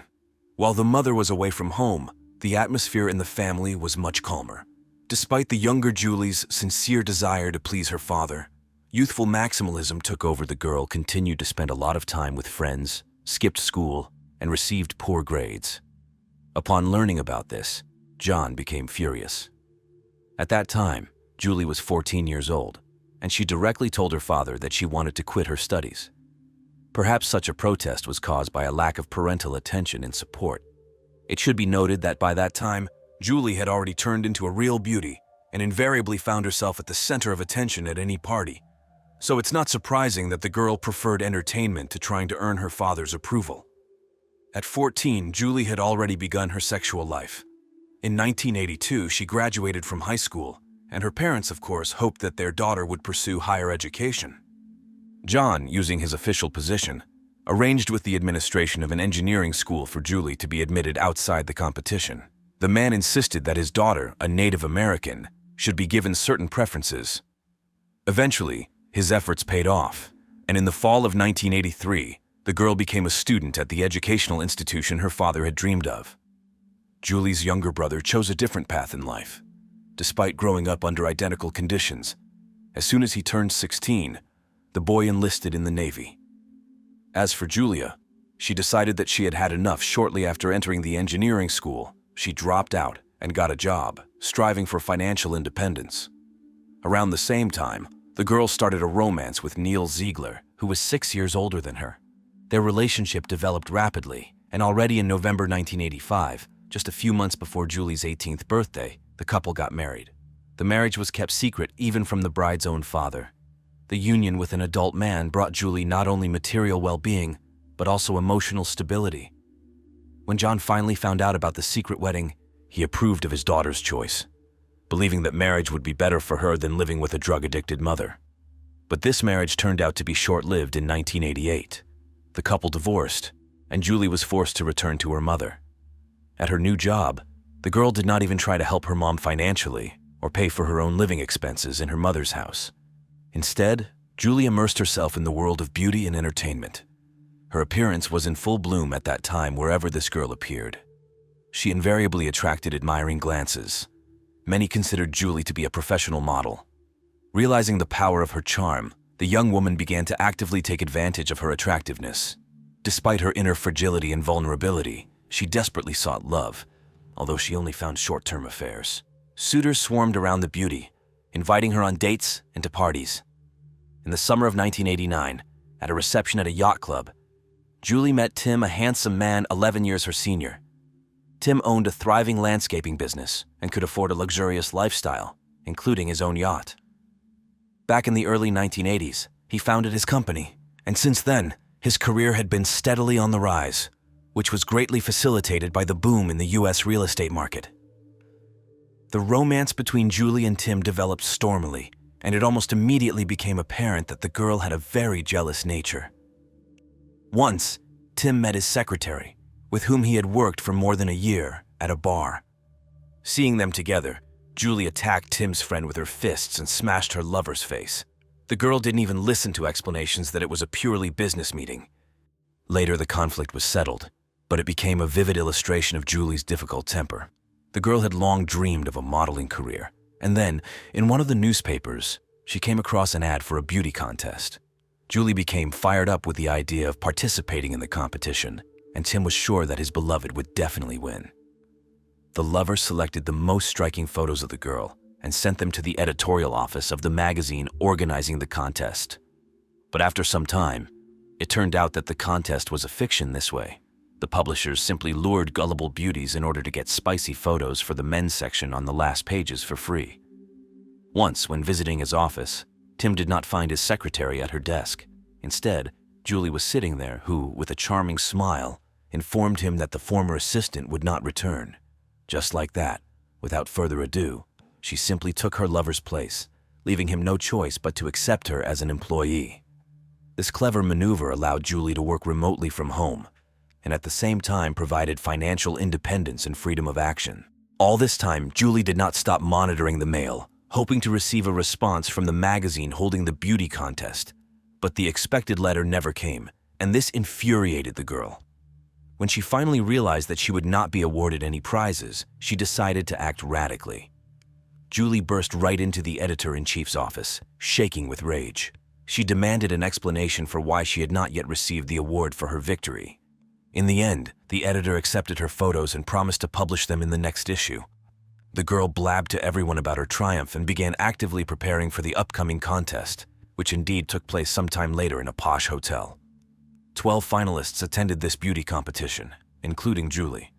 But despite all her efforts, the judging panel gave preference to other participants. Only one jury member voted for our heroine. However, even this unfortunate incident had its positive side. Julie made friends with an editor named Cheryl. It was thanks to this acquaintance that the girl's photo made it onto the magazine's cover and on billboards hung all over the city. Such publicity brought Julie even more attention, and offers for modeling work poured in. By the fall of 1990, the girl had already become a local celebrity. This process was gaining tremendous momentum. Julie continued to work for Tim, but at the same time managed to win prizes at local beauty contests. True, she was met with failure on the serious runway. On November 16, 1991, the young couple got married. At that time, the bride had turned 23. The couple earned a good income and did not deny themselves anything. Julie's modeling career slowly moved upward until 1997, and her income grew accordingly. Later, the aspiring model appeared on television, but along with this, the girl began to abuse alcohol. The relationship with her husband resembled a roller coaster. UPS were replaced by Downs, although in general, love and understanding reigned between the spouses. Tim dreamed of children, especially since their financial situation quite allowed them to have kids.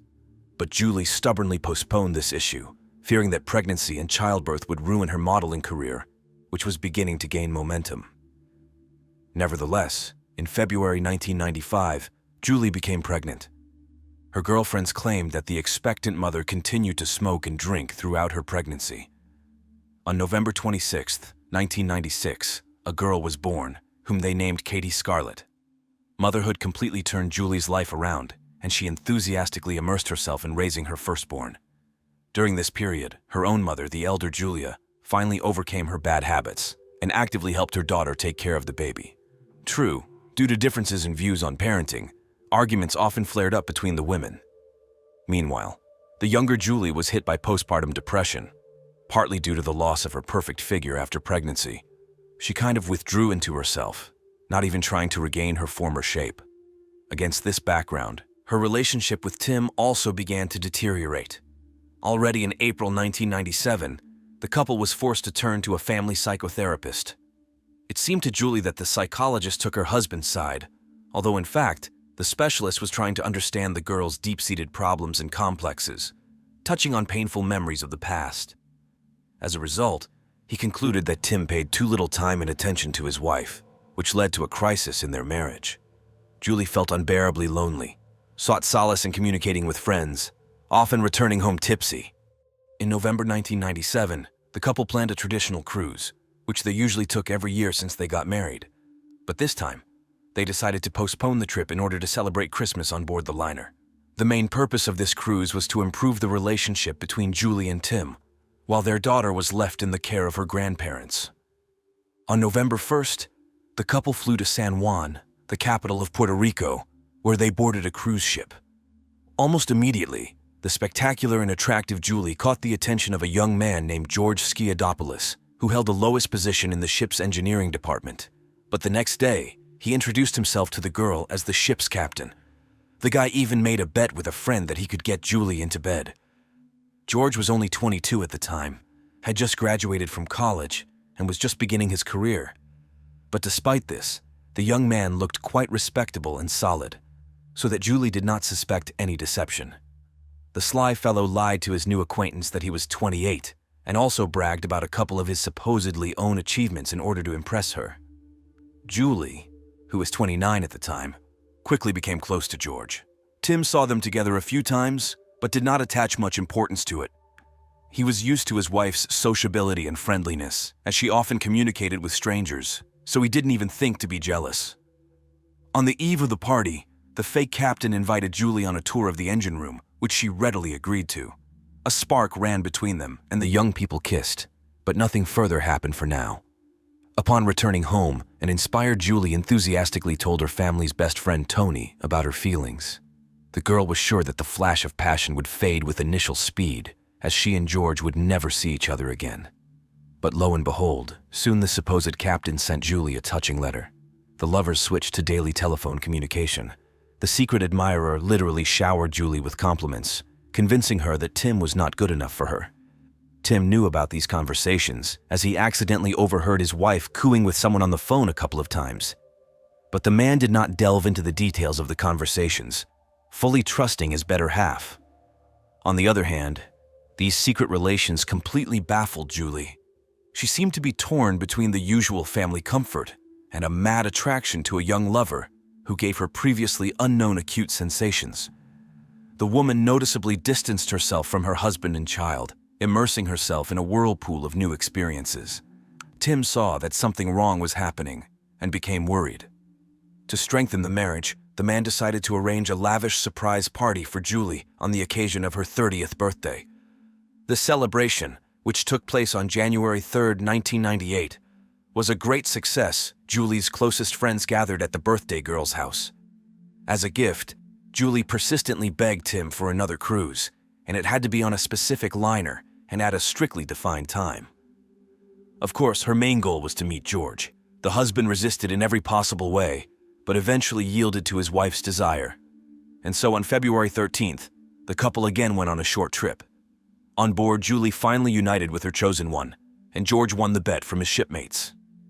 Upon returning home, an inspired Julie could not stop telling stories about her spectacular love adventure, entrusting the most intimate details to the godfather of their daughter, Katie, the same family friend Tony. But even for this devoted servant, it was unbearable to keep such a burden a secret, which the man later confessed to Julie. However, this did not stop her, and our heroine decided to secretly rush to Greece to see her beloved, whom she missed so much. For Tim and the family, she portrayed this trip as a family vacation, which she would allegedly go on with her mother and daughter. Julie confessed her real intentions to her mother, but, despite the condemnation, still insisted on her own. The first stage of this adventure assumed that the entire female Scully trio would go to Florida, but already on March 26, 1998, Julie left her mother and granddaughter and rushed to Puerto Rico, into the arms of her lover. There she immersed herself in a whirlpool of passion.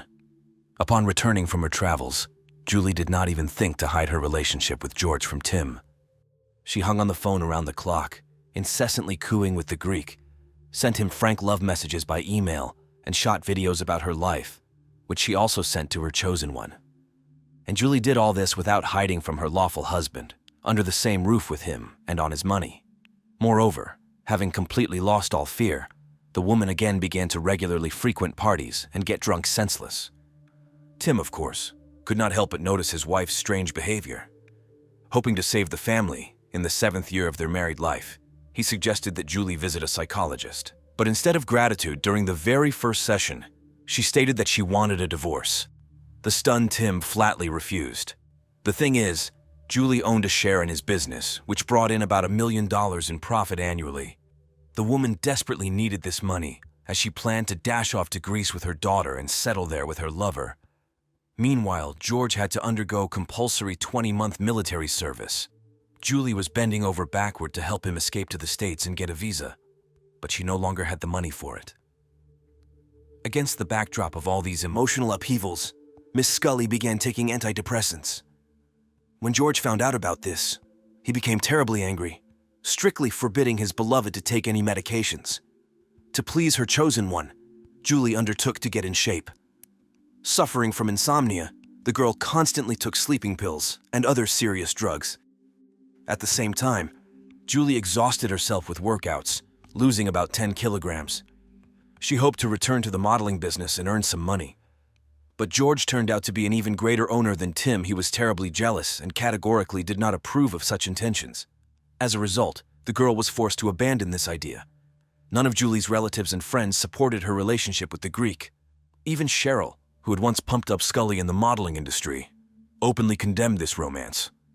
Meanwhile, the emotional state of our heroine was rapidly deteriorating.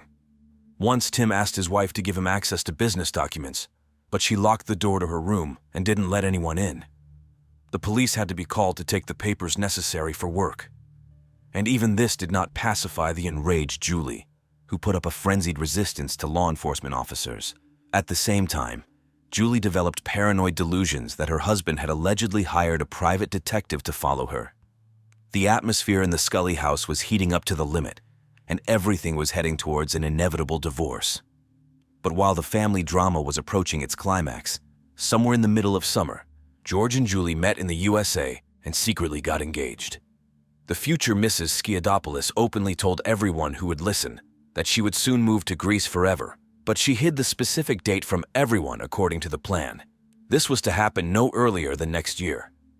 In the midst of these turbulent events, Tim received an itemized bill for his wife's international phone calls. The amount reached $6,000 to $7,000 a month.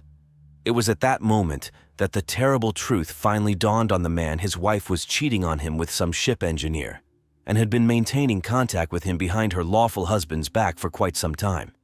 The enraged Scully realized that he had had enough of feeding the ungrateful traitor, and he needed to get rid of all this lies as soon as possible and formalize the divorce.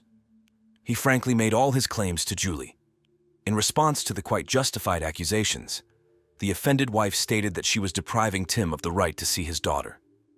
Julie dreamed of complete custody of Katie in order to go to another country with the little one without hindrance. Of course, these plans met with violent resistance from her husband. While the spouses were sorting out their relationship, a new interesting circumstance appeared. George informed his beloved that he was quitting his job and would personally come to visit her in New Jersey. Due to quarrels and conflicts with Tim, Julie reached the peak of an emotional crisis. The woman experienced inhuman stress, against the background of which she even began to lose her hair. But in Scully's clouded mind, all these troubles were explained solely by the forced separation from her beloved. At the same time, the girl rapidly developed paranoia. She was mortally jealous of George to all persons of the female sex without exception, and constantly demanded that her chosen one be in touch around the clock. But as soon as the Greek arrived in New Jersey, their crazy romance finally turned into complete madness. George, who had just lost his job, constantly asked Julie how much money she had and openly incited his beloved to the most ridiculous expenses. In order to somehow pacify the insatiable suitor, the woman began to borrow money from her own husband. At the same time, Julie completely stopped communicating with her young daughter and had not seen her for several weeks. All this drove Tim crazy resentment, and anger almost tore him apart from the inside. And George, as if mocking, constantly lied to Julie about his supposedly outstanding achievements and huge profits. The absurdity of the situation was that this skinny, miserable-looking, slicked-back Greek with rotten teeth did not at all resemble a wealthy, handsome man from the modeling business or an influential businessman. However, Julie's behavior was an even bigger surprise. The woman desperately loved the unprepossessing jester, groveled before him, and was ready to give up everything she had, without regret, for the sake of this insidious manipulator. Friends and family tried in every possible way to dissuade Scully from this outright madness. They sincerely could not understand how one could lose their head over an objectively unattractive, unemployed loser without certain life prospects, who was also known for his mendacity, jealousy, and propensity for violence. However, Julie seemed to have been seized by a love fever. She nurtured crazy plans about how she would spend all the money received after the divorce on an expensive hair transplant for her bald admirer, and then take care of his teeth. Tim, having learned about these wild plans of his wife, went berserk with rage. He was especially outraged by the fact that Julie was ready to involve their innocent daughter in this adventure. Scully threatened the traitor that in case Katie disappeared, he would personally see to it that the beloved daughter would never see her mother again. It seems that this promise somewhat cooled the ardor of the stubborn mistress. At least Julie herself began to tell her friends that her affair with the Greek was over. But it took only a few weeks before Scully once again dashed off with George to Greece, supposedly to test the strength of their feelings.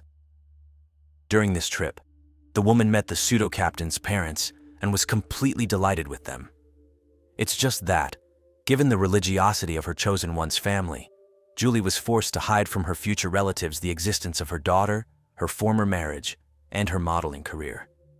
And upon returning home and from absolutely everyone else, Scully only dreamed of a life together with her beloved in fabulous Hellas. On December 6th, the day when Julie was to leave the house she still shared with Tim forever, the woman left her daughter in the care of her husband and moved to a hotel.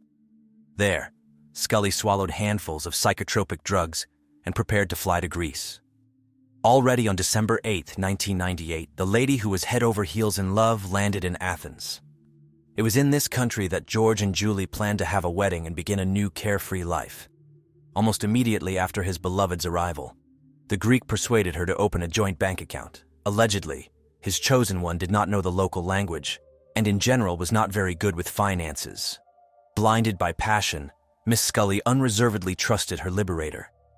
Without a shadow of a doubt, she put all her savings, $80,000 in cash, into their joint account. And Julie gave her beloved another $18,000 for minor household expenses. This money was the last funds that the woman had at her disposal at that time. And soon she simply disappeared without a trace. On January 8th, Skiadopoulos called his fiancée's best American friend with terrible news Julie had gone missing. According to the Greek, they had agreed to have a snack at a local McDonald's, but the girl never showed up for the meeting. George allegedly waited for her for several hours, but it was all in vain. And since mobile communications did not exist at that time, he had no way to inform his beloved of his concern. Eventually, after a long and unsuccessful search, the grief-stricken groom turned to the police with a statement about the disappearance of Julie Scully. Shortly before George's alarming message about Julie's disappearance, her closest friend in the States received a call from Scully herself. In the conversation, the woman admitted that she terribly missed her daughter Katie and had some problems in her relationship with her fiancé. From what was said, the friend concluded that Julie was about to leave the Greek and should return home in the near future. However, time passed, but Mrs. Scully never appeared on the doorstep of her family home.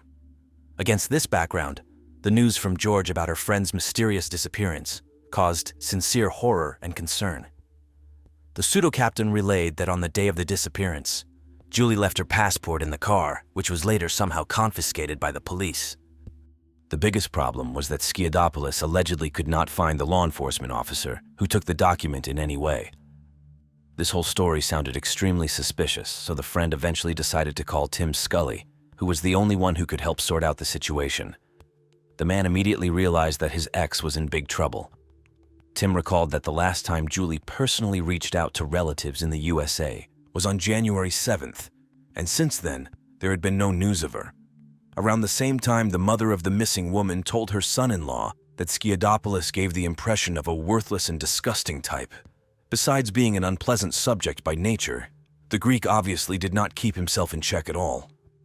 The elder Julia once witnessed with her own eyes how George attacked her daughter during a quarrel, and when the woman stood up for her child, the enraged Greek attacked her. He yelled, swore like a trooper, and then grabbed the old woman by the throat and pressed his mother-in-law against the wall with all his might. The inhuman man did not let go of the victim until she threatened to call the police. After that incident, Julie allegedly tried to break up with the sadist. She even called law enforcement, after which Skiadopoulos was deported from the country. But despite everything, after some time, the girl once again rushed after her beloved to Greece. Moreover, Julie justified this scum in every possible way, taking the blame for the incident upon herself.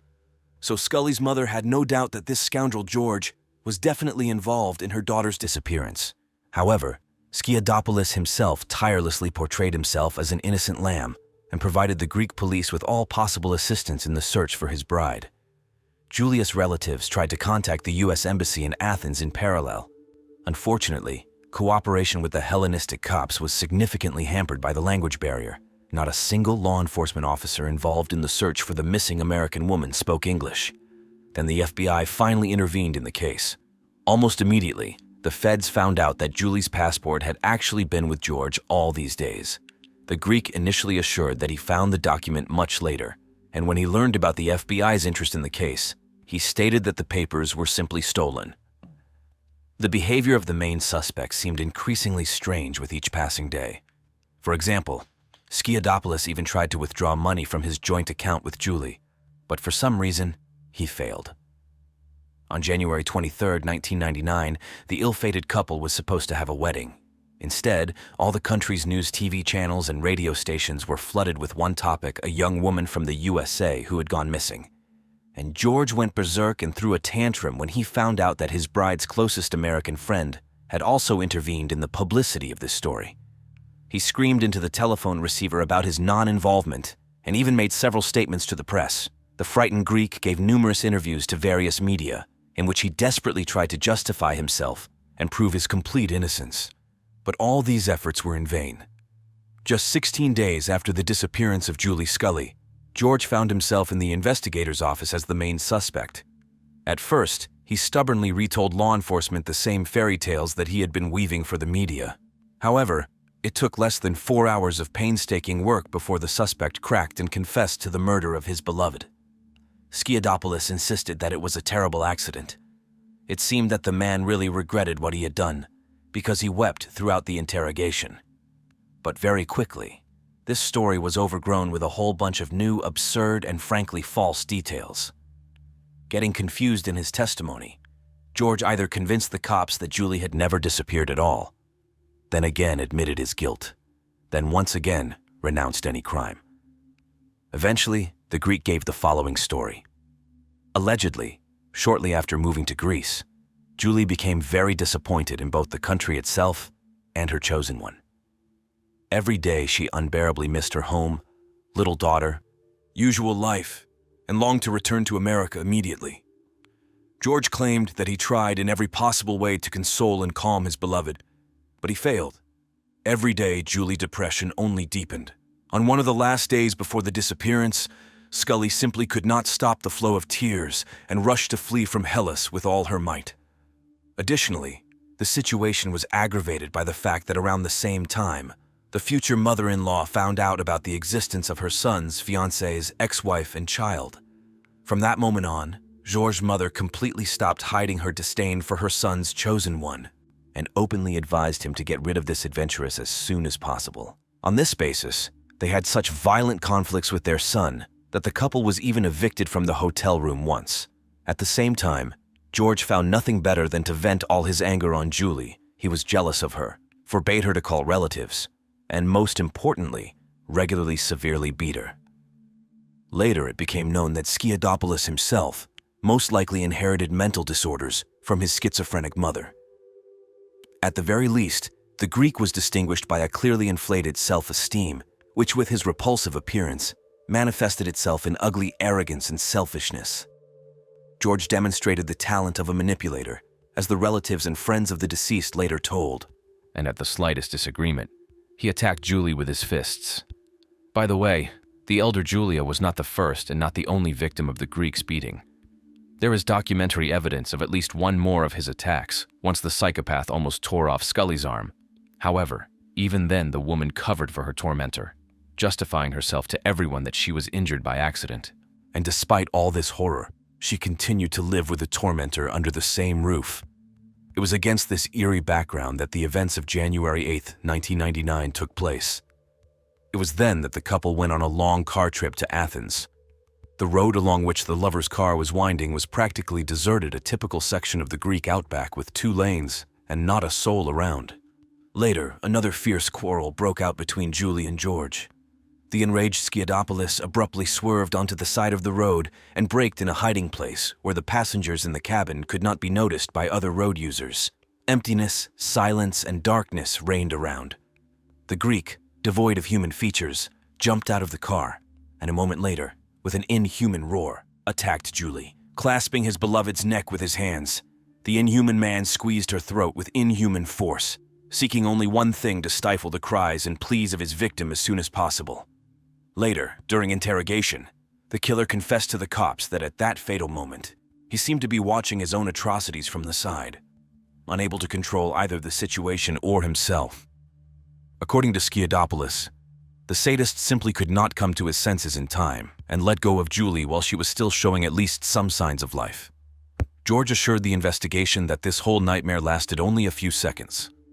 However, forensic experts knew well that strangulation requires at least 23 minutes of continuous neck compression. After all he had done, the killer, according to his own testimony, almost lost his mind. At first, he allegedly wanted to burn the mutilated body of his beloved and scatter her ashes over the sea from a cliff, and then jump down himself to reunite with Julie after death. But in the end, he never dared to take this step. However, given the place where George's story took place, the interrogation room, the investigators did not really believe his sweet tales about a suicide attempt. Judging by everything, after the murder, Skiadopoulos did not even think about following his beloved to the other world. At that interrogation, the Greek muttered something about unsuccessful attempts to shoot himself with an air gun, throw himself under the wheels of a truck, and swallow a deadly dose of medicines. But all these masterfully invented plans were never implemented probably. The psychopath was simply afraid, which is why he changed his mind. The reality was much more horrible and eerie. According to the killer's own confession, the first thing he did was shove the bloodless body of his beloved into the trunk of the car, drive to the nearest gas station, fill up a full tank, and return to the scene of the crime. After that, Skiadopoulos dragged the bloody Julie into a field. Away from the road, it was there that two small lakes were visible.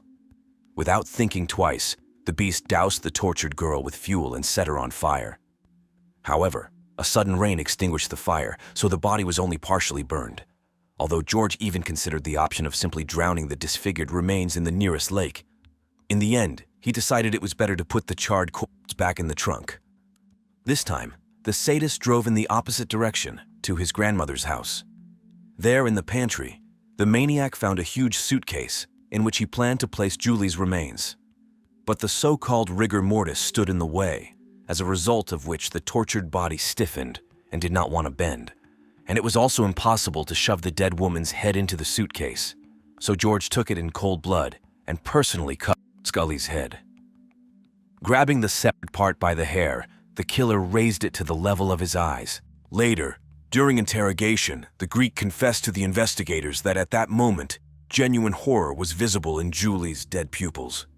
However, even after death, the girl seemed incredibly beautiful to him. So as a farewell, the psychopath passionately kissed the bloody lips of his lifeless bride. After these disgusting manipulations, Skiadopoulos packed the mutilated torso into a suitcase, burned it, and threw the charred remains into the middle of the nearest swamp. But George decided to keep Julie's severed head as a creepy trophy. Later, he still got rid of it by throwing it from a high bank into the sea. The girl's body was found only 19 days after her disappearance, and not anywhere else, but at the very place of the murder, where law enforcement officers were brought personally by George, who was already imprisoned at that time. The widow of the deceased, Tim Scully, flew to Greece to identify his wife with his own eyes and settle all the formalities for transporting her mutilated remains to her homeland. But even with this, the terrible story of Julie did not end. A scandal broke out around the case after scandal. For example, George suddenly decided to publicly call himself a murderer, repeating his confession live on Greek television. Upon hearing this, the suspect's mother had a stroke, and his grandmother had an acute nervous breakdown. Meanwhile, Tim's father asked the police in surprise why Skiadopoulos was allowed to live after such a brutal murder. In his opinion, the sadist should have committed suicide immediately after the deed. Instead, frankly cynical publications began to appear in some media outlets, which placed all the blame for the tragedy on the victim herself. However, the official authorities of Greece recognized this crime as almost the most terrible in the country's history. And from the very first days of the process, George's defenders took as a basis the version of the client's insanity, referring to hereditary schizophrenia, which allegedly passed to him from his mother. But despite this, the killer himself begged the court in despair for the highest measure of punishment. True, in Greece, the death penalty is not provided for even the most serious crimes, so theoretically, Skiadopoulos faced a maximum of life imprisonment. While the executioner was fighting for his life, Tim Scully turned out to be the only reliable support for everyone who knew and loved his late wife. Despite the betrayal he experienced, in the most difficult days, the man proved to be an amazingly kind and noble person. It was to Tim that Julie's best friends handed over a diary of memories about her, which their daughter Katie was supposed to read in a few years, and the relatives of the deceased sincerely hoped that the Greek had initially set his sights on Mrs. Scully solely for the money. They say the groom somehow found out about Tim's financial situation, which is why he decided to marry his wife. Perhaps the subsequent judicial division of property was just the main goal of the psychopath. But as soon as George realized that Julie was not going to invest the money obtained from her husband in the Greek's dubious business projects, he immediately brutally dealt with the recalcitrant passion. Be that as it may, the trial of Julie Scully's killer began on November 27, 1999, less than a year after the tragedy. Unlike the USA, Greek legal proceedings do not provide for the participation of a jury in the process. Usually such a case is considered by a panel of 3 professional servants of Themis, which significantly speeds up the course of justice. True, in the case of Skiadopoulos, there was not a single representative of the defense on the witness stand. As a result, the accused gave very lengthy testimony, which lasted about 5 hours, and already on December 6th, the court found 24-year-old George Skiadopoulos guilty on all counts of the indictment. The sadistic killer was sentenced to life imprisonment without the right to early release. But the surprises of Greek justice did not end there. In 2002, the life prisoner filed an appeal against the sentence, stating that at the time of Julia's murder, he was in a state of insanity. This time, the lawyers managed to convince the judges of the validity of their position. Skiadopoulos' life term was replaced by 23 years with the right to apply for parole. Thanks to this decision, already in 2007, the psychopath was released early and returned to his hometown of Kavala. The killer still lives there, surrounded by his new family. It's even scary to imagine whether George's current neighbors and acquaintances have any idea what this imposing man who once cold-bloodedly cut off his own bride's head is capable of. We sincerely hope that the fate of Julie Scully has not left you indifferent.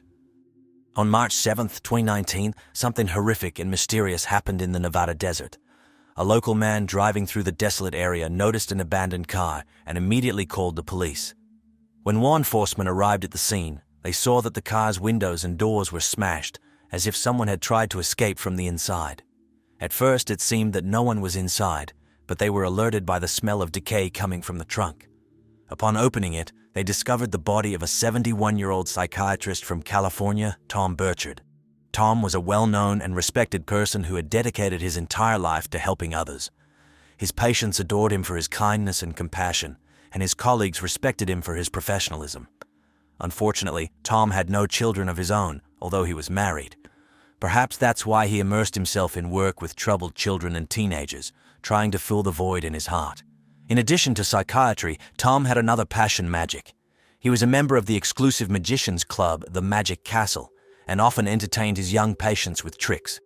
He especially enjoyed turning a $1 bill into a $100 bill. This trick invariably caused delight and joy in children. If Tom found out that one of his patients' parents was having financial difficulties, he would give them this magic bill without hesitation. Thanks to his generosity and kindness, Tom became a true light in the lives of many disadvantaged children and their families. How did he end up in the trunk in the middle of the desert, hundreds of miles from home? I'll tell you all the details right now. Burchard's patients were many women who found themselves in difficult life circumstances. Single mothers suffering from drug addiction or forced to sell their bodies to feed their children. Tom sincerely cared about their fates and often offered financial assistance, even though it might have seemed unethical from the point of view of his profession. But one day in December 2000, when Tom was 52, his own life turned upside down. How, of course, upside down because he was Trump's psychologist. Sorry, a bad joke. His wife found out that he was secretly communicating with young girls on the internet, meeting with them and giving them money. She immediately filed for divorce, suspecting her husband of infidelity and sexual relations with his patients. Tom denied any illegal actions and insisted that he was guided solely by the desire to help women in need.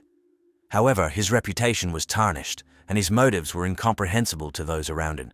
It seemed that at this point, Dr. Burchard's personal life had finally collapsed. But during a vacation in Las Vegas in 22, he met Judy, a 42-year-old divorced mother of 4. Despite the age difference, they quickly found common ground. Both did not drink alcohol, spent time by the pool, went to concerts, and even promised each other to meet again. Soon, Judy moved in with Tom in the small town of Salinas. They lived together in a cozy country house, and it seemed that the doctor had finally found his happiness. Judy's children became a real family for him, which he had never had. In 2017, Dr. Burchard's wife took another unexpected turn. Through the internet, he met 24-year-old Kelsey Turner, a young and ambitious girl with a difficult fate. Kelsey was born on May 5, 1993 in Norfolk, Virginia. At the age of 22, she decided to radically change her life and moved to sunny California with the dream of becoming a successful model. On social media, the girl created the image of a bad Barbie, a sexy and daring beauty who is not afraid to break the rules. It seemed that fate itself smiled upon Kelsey. She began posing for such famous men's magazines as Playboy and Maxim. Once, some of her photos from those days fell into my hands. I must admit, the girl was really stunning. A slender figure, lush white curls, a magnetic gaze. Men love such women. But as is often the case, a completely different reality was hidden behind the glossy cover. It turned out that despite her popularity on the internet, and Kelsey had over 100,000 subscribers, her modeling career never took off, and she already had 2 children from different men, a boy and a girl. The first pregnancy occurred when Kelsey was only 17, but the boy who was the child's father quickly disappeared from her life immediately after the birth of her daughter. In 2014, Turner made another attempt to establish her personal life. She got married and gave birth to a son. But this marriage also broke up very quickly, leaving Kelsey a single mother with 2 children in her arms and a lot of debts. And so, yesterday she was a star of the network, and today she is a destitute, homeless woman who barely makes ends meet. It was probably at this moment of despair that she met Dr. Burchard. Having learned about Kelsey's difficult circumstances, Thomas offered to rent an apartment for her and the children for $3,000 a month.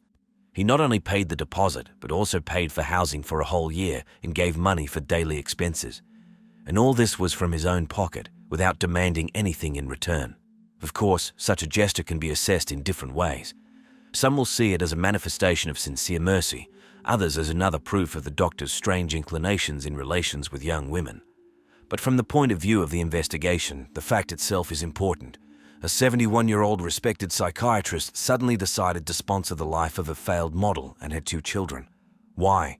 And wasn't it part of some kind of intricate manipulation on Kelsey's part?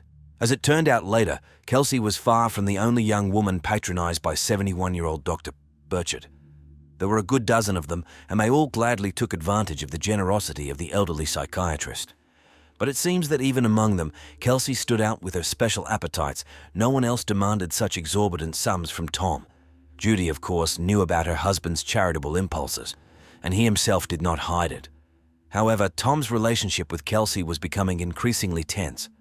Despite the crazy money he gave her supposedly for the maintenance of children, the girl's appetites grew incessantly. On social networks, she flaunted photos from noisy parties in the company of friends and did not even think about changing her lifestyle. Judy finally came to her senses. Kelsey was shamelessly exploiting Tom's kindness, manipulating his feelings. She begged her husband to stop sponsoring the girl, but he had already managed to throw $300,000 down the drain. Every week, Kelsey received money from him for renting a home, refueling a car, and her own whims. And all these expenses instantly turned into drinking and partying. Even a saint would lose patience here. But for some reason, Tom also needed pressure from Judy to finally come to his senses and stop paying for Kelsey's dissolute life. He warned the landlord that he would give the money only for the next 3 months, and then let the girl manage on her own. Of course, Kelsey did not like this. She suddenly lost her main breadwinner.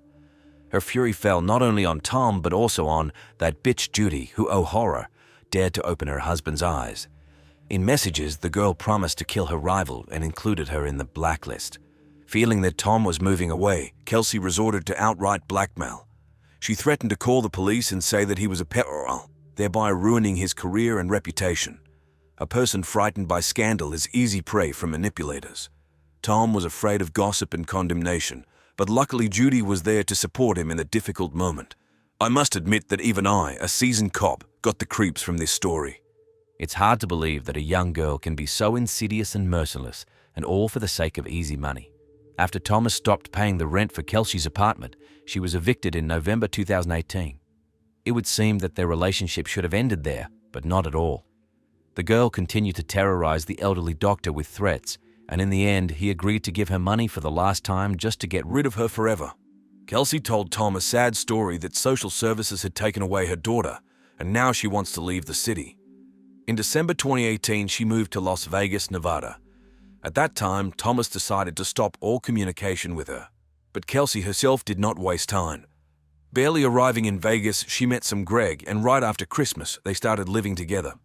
However, the relationship of this couple was, to put it mildly, turbulent. The police visited their home several times because of domestic violence, and Greg was even arrested.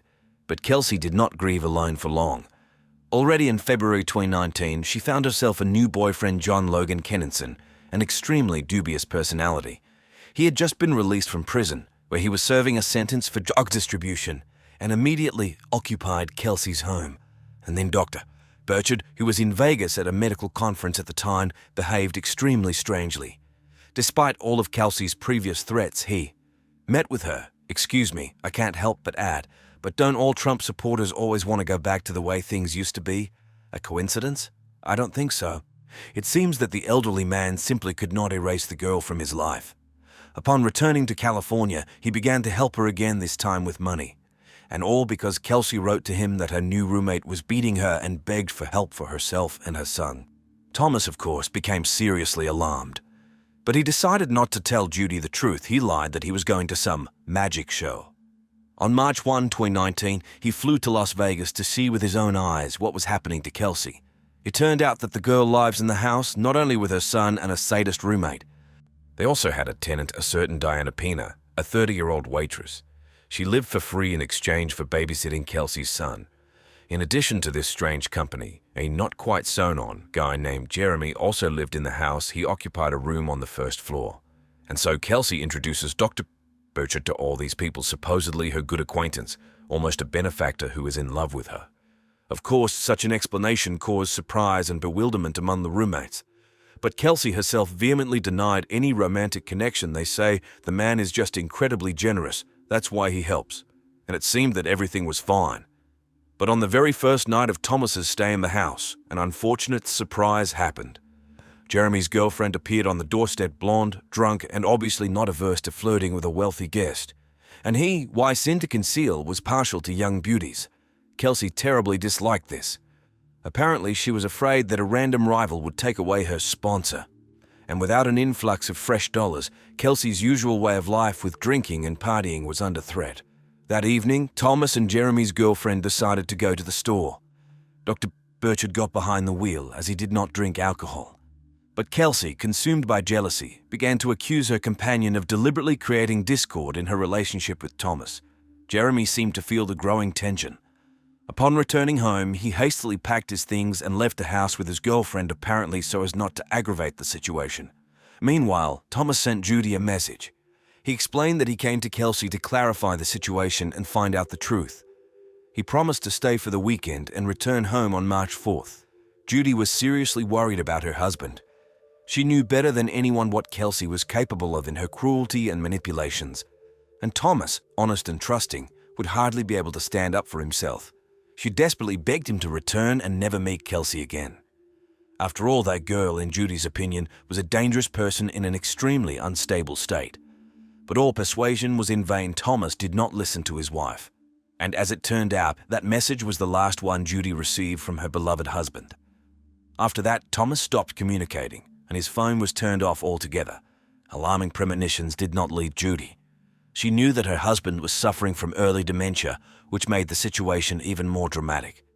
Sometimes Thomas could not find his car in the parking lot or lost things, and sometimes he even forgot the way home or did not recognize Judy's daughter. In addition, Dr. Burchard had a significant amount of cash with him, about $1,000, and also a diary where he wrote down everything he forgot, including passwords. Judy was afraid that her husband could be robbed or that he simply got lost in a strange city. She contacted the police 3 times, sharing her fears and suspicions. She told law enforcement officers that Thomas had gone to Kelsey and even gave them the girl's address. She noted that she had already demonstrated her cruelty more than once and was unlikely to stop using the generosity of her trusting husband. Judy was convinced that something had happened to Tom after all. He did not return when he promised. The police visited Kelsey's house several times, but to no avail. There was no one there. Only during the last visit, they noticed some strange details. The lights were on in the windows, the blinds were open, and the mailbox was completely stuffed with letters. The front door was unlocked. Going inside, the cops found no one. Only the pungent smell of cleaning products wafting through the air seemed extremely suspicious to them. Deciding not to touch potential evidence, law enforcement officers left the house. Having contacted the owner of the dwelling, the police found out little. The man only confirmed the fact that someone had paid for 3 months' rent in advance, and that neither Kelsey nor Thomas were at home. Well, in light of these circumstances, the cops simply had no other choice. They obtained a search warrant for Kelsey's home, hoping to find at least some clues in this confusing story. On the morning of March 7, 2019 at 10:50 a.m., an event occurred that became a turning point in this tangled story. Some men with children were driving along a deserted road in the Nevada desert. Suddenly, they noticed a Mercedes parked in a strange place. But it was not this that caught their attention, but the broken window of the car. Without hesitation, the concerned citizens called the police. When the patrol arrived at the scene, the cops thoroughly examined the vehicle. The windows and doors were damaged as if someone had forcibly tried to get out from the inside. After starting the engine and opening the trunk, the police saw some items. But what alarmed them the most was the smell of decay emanating from there. Under the blanket lay a mutilated male body with signs of brutal violence. In my years, I've seen plenty of horrific scenes at crime scenes, but what they did to this poor soul shocked even me, a seasoned cop. The forensic experts who arrived soon began to carefully study the car. Inside, latex gloves and cleaning supplies were found. Someone was clearly trying to remove evidence. Blood traces were also found on the driver's seat, although it was not easy to establish what exactly happened there. However, the overall picture was quite obvious. It seemed that the victim was attacked right in the car, and then, barely alive or already dead, was shoved into the trunk. The examination showed that the poor man was beaten to death, having received numerous blows to the head with a blunt object. In addition, numerous bruises, cuts, and scratches were found on the body. A particularly eerie detail was the missing part of the ear. Judging by the wounds on his hands, the man had desperately tried to defend himself. But in vain, a series of powerful blows to the head left him no chance. The first thing the police found out was the name of the car owner. It turned out to be none other than Kelsey Turner. The cops immediately linked the disappearance of Dr. Burchard with the found mutilated body. Having obtained a warrant, the investigators visited Kelsey's home with a search. Already on the spot, they found telling evidence. A bloody towel identical to the one lying in the trunk of a Mercedes, traces of blood on broken doors, and most interestingly, cleaning supplies. It seemed as if someone had desperately tried to wipe the bloody stains off the floor. On March 15, the police finally received permission to arrest the main suspect. 2 weeks later, Kelsey Turner, who was hiding with her son in California at the time, was detained by FBI agents. The boy was sent to the care of a foster family, and the negligent mother was officially charged with murder. Her last roommate, John, was also taken into custody. It seemed that everything was clear, only the details remained. However, a real breakthrough in the investigation was the testimony of Diana, a neighbor and an involuntary participant in those terrible events. The woman herself came to the police along with her lawyer. In exchange for a mitigation of punishment, she told the investigators in detail everything that actually happened that fateful evening. I must admit, after hearing her testimony, even I, an old detective, was stunned by the ruthlessness and cold-bloodedness of the criminals. The second day of Dr. Burchard's visit to Kelsey in Vegas turned out to be fatal. Diana, as usual, was working at a local bar. Thomas and Kelsey came to pick her up after her shift. The doctor was driving, but he obviously had a poor sense of direction in the city and quickly got lost. Losing patience, Kelsey snatched his phone under the pretext of searching for a route. But having the device in her hands, she couldn't resist and began rummaging through Tom's messenger. And here she made an extremely unpleasant discovery. Among the messages were nude photos of her own mother, Samantha. Digging further, Kelsey found out shocking details. It turned out that her mother was also begging for money from the elderly psychiatrist. She must have touched him with some moving story from her difficult life, and the kind-hearted doctor, of course, fell for it. Upon learning about this, Kelsey went mad with rage. A barrage of insults and reproaches fell upon Thomas. The poor man was confused and did not know how to react to her frenzied attack. By some miracle, he still managed to get the car to the house without getting into an accident. But the adventures did not end there. At home, Kelsey continued to yell at Tom, calling him names. She threatened to expose his connection with her mother and ruin his reputation. To somehow hide from this verbal pressure, Thomas locked himself in her son's room. Fortunately, the boy was not at home that evening. He was staying overnight at a friend's place. However, Kelsey did not calm down. Now she was already demanding that Thomas pay a huge sum for her silence. The doctor could not stand it and slammed the door in anger. This sound infuriated John, who had been silently watching everything that was happening. Grabbing a baseball bat, he smashed the door of the room with a swing. Diana saw John rushing down the corridor like a mad beast. Then there was a dull thud, and a moment later she saw Thomas's body lying on the floor. A huge bruise was already swelling on his head. Puzzled by their own deed, John and Kelsey instantly fled, leaving the unconscious doctor to his fate. Diana rushed to help the poor man. She gave him water, tried to somehow bring him to his senses. Thomas barely realized what had happened. He was in deep shock. Diana understood that the man needed immediate medical attention. She wanted to take him to the hospital, but unfortunately, she did not know how to drive a car. Thomas was also unable to get behind the wheel. We had to wait for Kelsey and John. There was simply no one else to count on. But the couple was in no hurry to rescue their victim. On the contrary, the exhausted Thomas whispered a terrible thing to Diana, most likely. These two were planning to kill him. A moment later, Kelsey returned. Cynically stating that she would take Tom to the hospital, she began hastily wiping away all traces of the attack. The frightened Diana rushed to wash the bloodied floor. At the same time, she heard Thomas desperately arguing with his tormentors in the garage. And then, through the noise, Kelsey's cold order to John reached her. "Hit him again." The girl rushed downstairs to stop the beast of a roommate. But alas, she did not make it in time. An innocent person was being brutally finished off right before her eyes, and no one was going to save the victim. Diana was in complete shock from what she saw. She froze in place, not knowing what to do next. Tears streamed down her face, but Kelsey did not give the girl even a minute to despair. Coldly ordering the subordinate to go back upstairs and erase the last traces of the crime, she herself began to carry the bloody body out of the house. Meanwhile, the police, called by one of the neighbors, were already banging on the door. Diana had every chance to stop this madness. It was enough just to open the door and tell the cops the truth. But the girl did not dare. She panicked and barricaded herself inside, hoping to wait out the danger. The next day, Kelsey took Thomas's mutilated body to the desert and left it in the trunk of his own car. Perhaps she hoped that in such a deserted place, exposure could be avoided, but she miscalculated. On March 21, Kelsey and her roommate John were finally arrested on suspicion of murder. The obstinate couple denied their involvement to the last, blaming each other. And here Diana's testimony played a key role. Thanks to a plea deal with the investigation, the girl was released on bail. Already in court, she fearlessly pointed to Kelsey and John as the direct killers of Thomas. The defenders of the defendants, of course, tried to tarnish the witness and downplay the significance of her testimony, but in vain. During the hearings, Kelsey always appeared in loose prison clothes, and no wonder she was in the last months of pregnancy with another, already third child.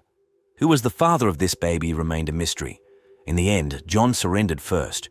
He confessed to second-degree murder, admitting his part in the conspiracy. The court sentenced him to 45 years behind bars. Kelsey held out to the last, pretending to be an innocent victim of circumstances. Her own trial was scheduled for November 2022, but a moment before the start of the hearing, the woman suddenly changed her testimony. She also admitted guilt in second-degree murder. The sentence is 25 years in prison. Already in the cell, Kelsey gave birth to a daughter who was instantly transferred to the guardianship authorities. It seems that the child was lucky she will not see her insidious mother until she becomes an adult, and let that one rot behind bars. The investigation established that Kelsey was a clever swindler and a pathological liar. She cynically used the kind-hearted Thomas for money, and when she realized that the elderly doctor would no longer be her source of income, she decided to get rid of him. Kelsey's accusations of pedophilia against Dr. Burchard turned out to be completely unfounded. The police thoroughly examined the contents of his phone and other electronic devices, but did not find any evidence to support these horrific allegations. Yes, there were photos of naked women in his mobile phone's memory, but there were no images of children or minors among them. The investigators also unearthed the fact of intimate correspondence between Thomas and Kelsey with quite explicit photos.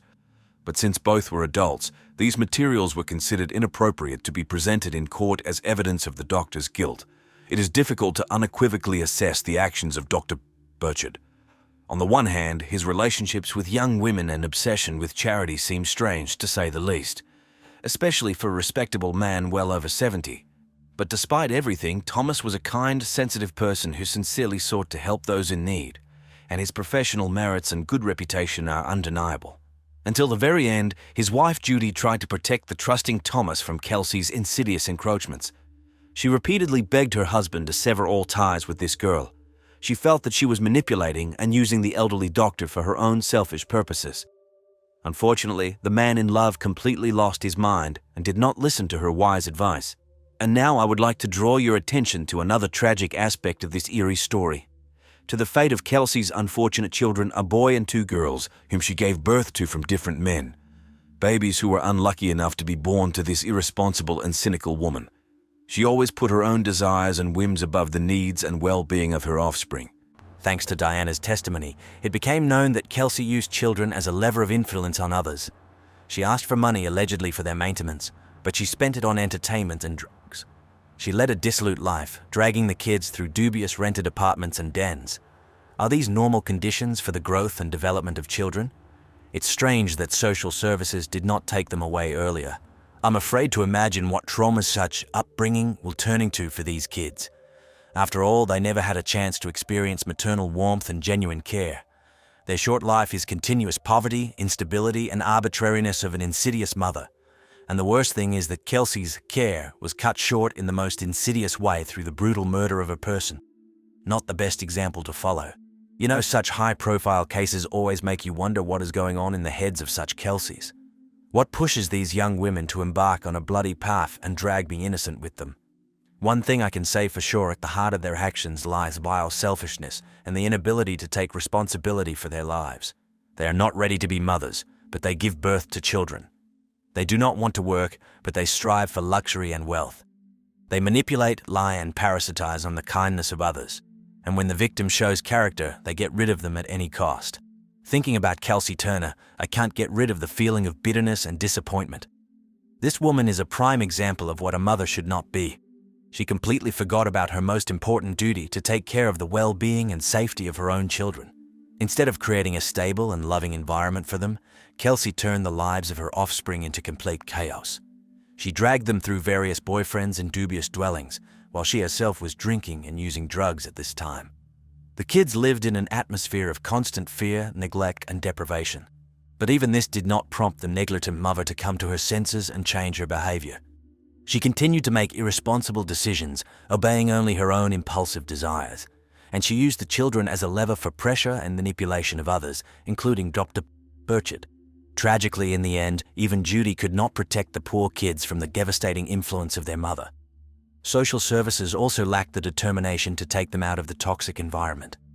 One can only imagine what traumas and complexes such upbringing inflicted on them for life.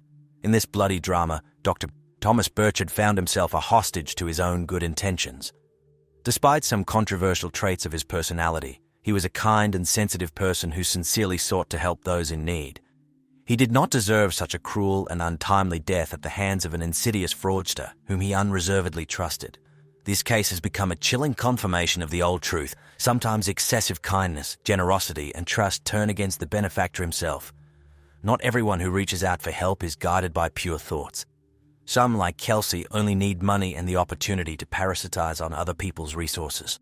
Of course, it's easy to judge the victim from the height of lived years and one's own experience, like it was necessary to think with your head, not your heart. Do not succumb to the manipulation and threats of a scammer. But Thomas, it seems, simply could not do otherwise. His humanity, sincerity, and compassion for the disadvantaged became both his greatest virtue and his fatal mistake.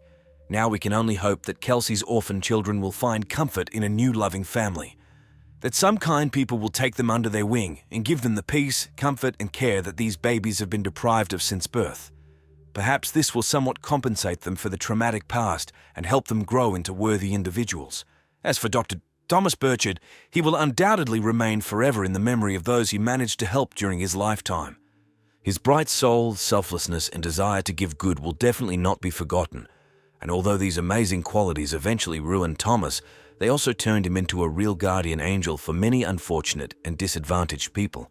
They say that true kindness does not need gratitude or recognition. It does not expect anything in return, but simply does the right thing at the call of the heart. Probably this is exactly what our deceased doctor was, a generous soul in a soulless world of human cruelty and self-interest. And although his earthly path ended too early and tragically, I want to believe that there, in the afterlife, Thomas finally found the peace and love that he sometimes lacked during his lifetime. And we, the cops, will just do our job. We will punish the guilty so that the death of this bright man is not in vain. It's hard to put an end to such high-profile cases, because despite the arrests and trials, some bitter injustice remains, as if evil once again prevailed, and we again could not prevent a bloody denouement. But despite everything, I believe that every good deed, every rescue, and every punished abomination makes this world at least a little better and safer. And even if we are not given to eradicate all the evil, at least we do not allow it to prevail completely. The story of Dr. Burchard will become another sad but important brick in the wall of human memory. A warning for some and an inspiration for others. A reminder that evil is always near, but good does not disappear either. The main thing is not to lose humanity and compassion, even in the face of the most terrible trials. Every day we hear about new cases of violence, and the statistics are simply shocking. Every 2 hours, somewhere in the world, a woman dies at the hands of a man. This problem affects each and every one of us, regardless of age, gender, or social status. The story we will discuss in this episode is a stark example of how the pursuit of quick money and ill-considered decisions can lead to fatal consequences. A young Italian woman found herself trapped after being tempted by easy cash. She had no idea that her life was about to be shattered and that she would become the victim of a horrific crime. Our story's heroine, Carol Maltese, was born in 1995 to a mixed Italian-Dutch family. Her mother, Giuseppina, was from Italy, while her father, Fabio, was from the Netherlands. Unfortunately, when Carol was still very young, her parents decided to divorce. Fabio moved back to his native country, while Giuseppina stayed in Italy to raise her daughter alone. It was a difficult challenge for the woman, as she had to work a lot, often far from home, to provide for her family. But despite all the hardships, Carol did not hold a grudge against her mother, understanding that she was doing everything possible for her sake. Carol grew up in the small provincial town of Sesto Calenda. From an early age, she displayed traits such as determination, decisiveness, and cheerfulness. Carol was a very active child.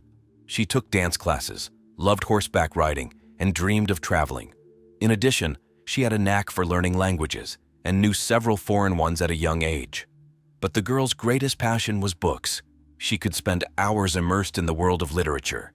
Despite all her talents and hobbies, Carol sometimes suffered from excessive boastfulness. But thanks to her openness, sincerity, and optimism, she easily made friends and attracted the attention of those around her. In 2015, the young Italian woman entered a technical university. It was during this period that her life underwent dramatic changes. She fell in love and became pregnant by her boyfriend. Despite her young age of 20, Carol decided to have the child, even though the pregnancy was unplanned. She sincerely believed that she would be able to cope with her new role as a mother. However, reality turned out to be much more complicated than expected. After giving birth to her baby in 2016, the young mother faced numerous difficulties. The child's father was also not yet financially stable, but despite all the hardships, the young couple was determined to cope with the challenges of family life. In an attempt to improve their situation, Carol, her boyfriend, and their young son moved to Verona, a larger city where they managed to find work. During this period, Carol got a job as a sales consultant in a shoe store. It seemed that life was gradually improving, and the young family, although not without difficulties, was coping with all the troubles. But already in 2019, another twist occurred in Carol's fate. she unexpectedly fell in love with another man and, for several months, led a double life until the truth was revealed. Her betrayed boyfriend, the father of her child, decided to end the relationship, and Carol herself, who had long dreamed of change, supported this decision. Carol sought to start a new life with her beloved, who was living with his parents at the time, so she decided to temporarily leave her son with his father to give herself time to adapt and find ways to ease their fate. In addition to her personal problems, during this period, Carol's mother was suffering from a neurodegenerative disease that was rapidly progressing. Carol tried to spend as much time with her as possible, but already in February 2020, the world was shaken by a pandemic that hit European countries particularly hard. Italians, including Carol, found themselves in a very difficult situation. The lockdown made it impossible to work, move freely, and live a normal life. Due to the forced isolation, Carol faced serious financial difficulties. She could not even send money for her son's upkeep. This situation pushed the young woman to search for new ways to earn money. At first, she tried to launch a YouTube channel where she would share her experience of surviving under severe restrictions. Carol hoped to make money from advertising, but she quickly realized that it was a long and unrewarding path that was unlikely to bring her significant funds. Then Carol turned her attention to the OnlyFans platform, which seemed much more promising. Under the pseudonym Charlotte Engel, she began experimenting with creating explicit photo and video content. The first attempts brought in decent money, so Carol continued this activity, gradually moving towards increasingly daring material. In fact, Carol enjoyed what she was doing on the OnlyFans platform. However, this industry also had a flip side. When the girl's entourage learned about her new activity, many friends decided to break off relations with her. Carol herself considered such behavior unfair and called it nothing but prejudice. She sincerely believed that the world of explicit content was a kind of art form, and that Italy was simply lagging behind other countries in terms of progressive thinking. For Carol, it was obvious that most people visit such sites and view photos and videos of a spicy nature anyway, so she saw nothing wrong with her job. Gradually, Carol gained considerable popularity on OnlyFans, and she began to be invited to shoot adult films. Carol agreed to such offers without any hesitation and even participated in relevant performances. In interviews, Carol explained that she did not plan to devote her entire life to this. She already had certain projects for the future, but for now she was enjoying what she was doing and saving money to make her dream come true. At the same time, Carol began to publish posts on social media filled with indignation. The judgmental attitude of others towards her new job forced her to talk about the psychological pressure and constant moral condemnation she faced because of her activity. Carol defended women's right to freely choose their field of employment. Despite understanding that her work was unconventional for most people, Carol felt that she was being undeservedly humiliated for her choice. But public condemnation was not the only problem the woman faced. Her new boyfriend, for whom she had divorced her child's father, also had a negative attitude towards her passion. The situation escalated, and eventually the couple decided to part ways. At the age of 25, Carol found herself at a crossroads again and moved to the small town of Riscaldino, a suburb of Milan with a population of about 15,000 inhabitants. Here she tried to break with her dubious activity and got a job in a perfume store. But soon Carol returned to filming and quit her new job. It was in Riscaldino that fate brought Carol together with 42-year-old Davide Fontana, a banker and a rather well-known personality. The man actively ran his own culinary pages on social media, where he shared his knowledge about the history of haute cuisine and demonstrated his own achievements in this field. In addition, David was passionate about high-tech and photography, not traditional photography, but explicit photo shoots. As it turned out, Fontana had been married for many years and had a stable, loving relationship with his wife. But with the help of the internet, he realized another passion. He was looking for attractive girls who were willing to participate in spicy photo shoots. That's how he met Carol in November 2020. The man was enchanted by this girl, and soon a relationship developed between them. Despite the fact that Davide was married, he offered Carol sex for money, and she agreed. After some time in such a relationship, the banker realized that he had developed real feelings for his mistress. In March 2021, he confessed his infidelity to his wife and insisted on a divorce, exchanging a stable relationship for a fleeting affair with a young girl. At the same time, David deceived his wife by telling her that his new passion was named Deborah. Apparently, he was afraid that his wife would want to find Carol and take revenge on the family wrecker. One way or another, the couple began to live together, and their relationship became truly close. Davide helped Carol with the filming of explicit photos and videos, receiving a portion of her earnings in return. Carol turned into a celebrity in this industry and began to receive contracts from other countries. Her boyfriend knew that she was filming adult movies where she had sex with other men and participated in public performances. However, he seemed not to be bothered by this. But in reality, David was quite a jealous man, although this did not extend to Carol's work.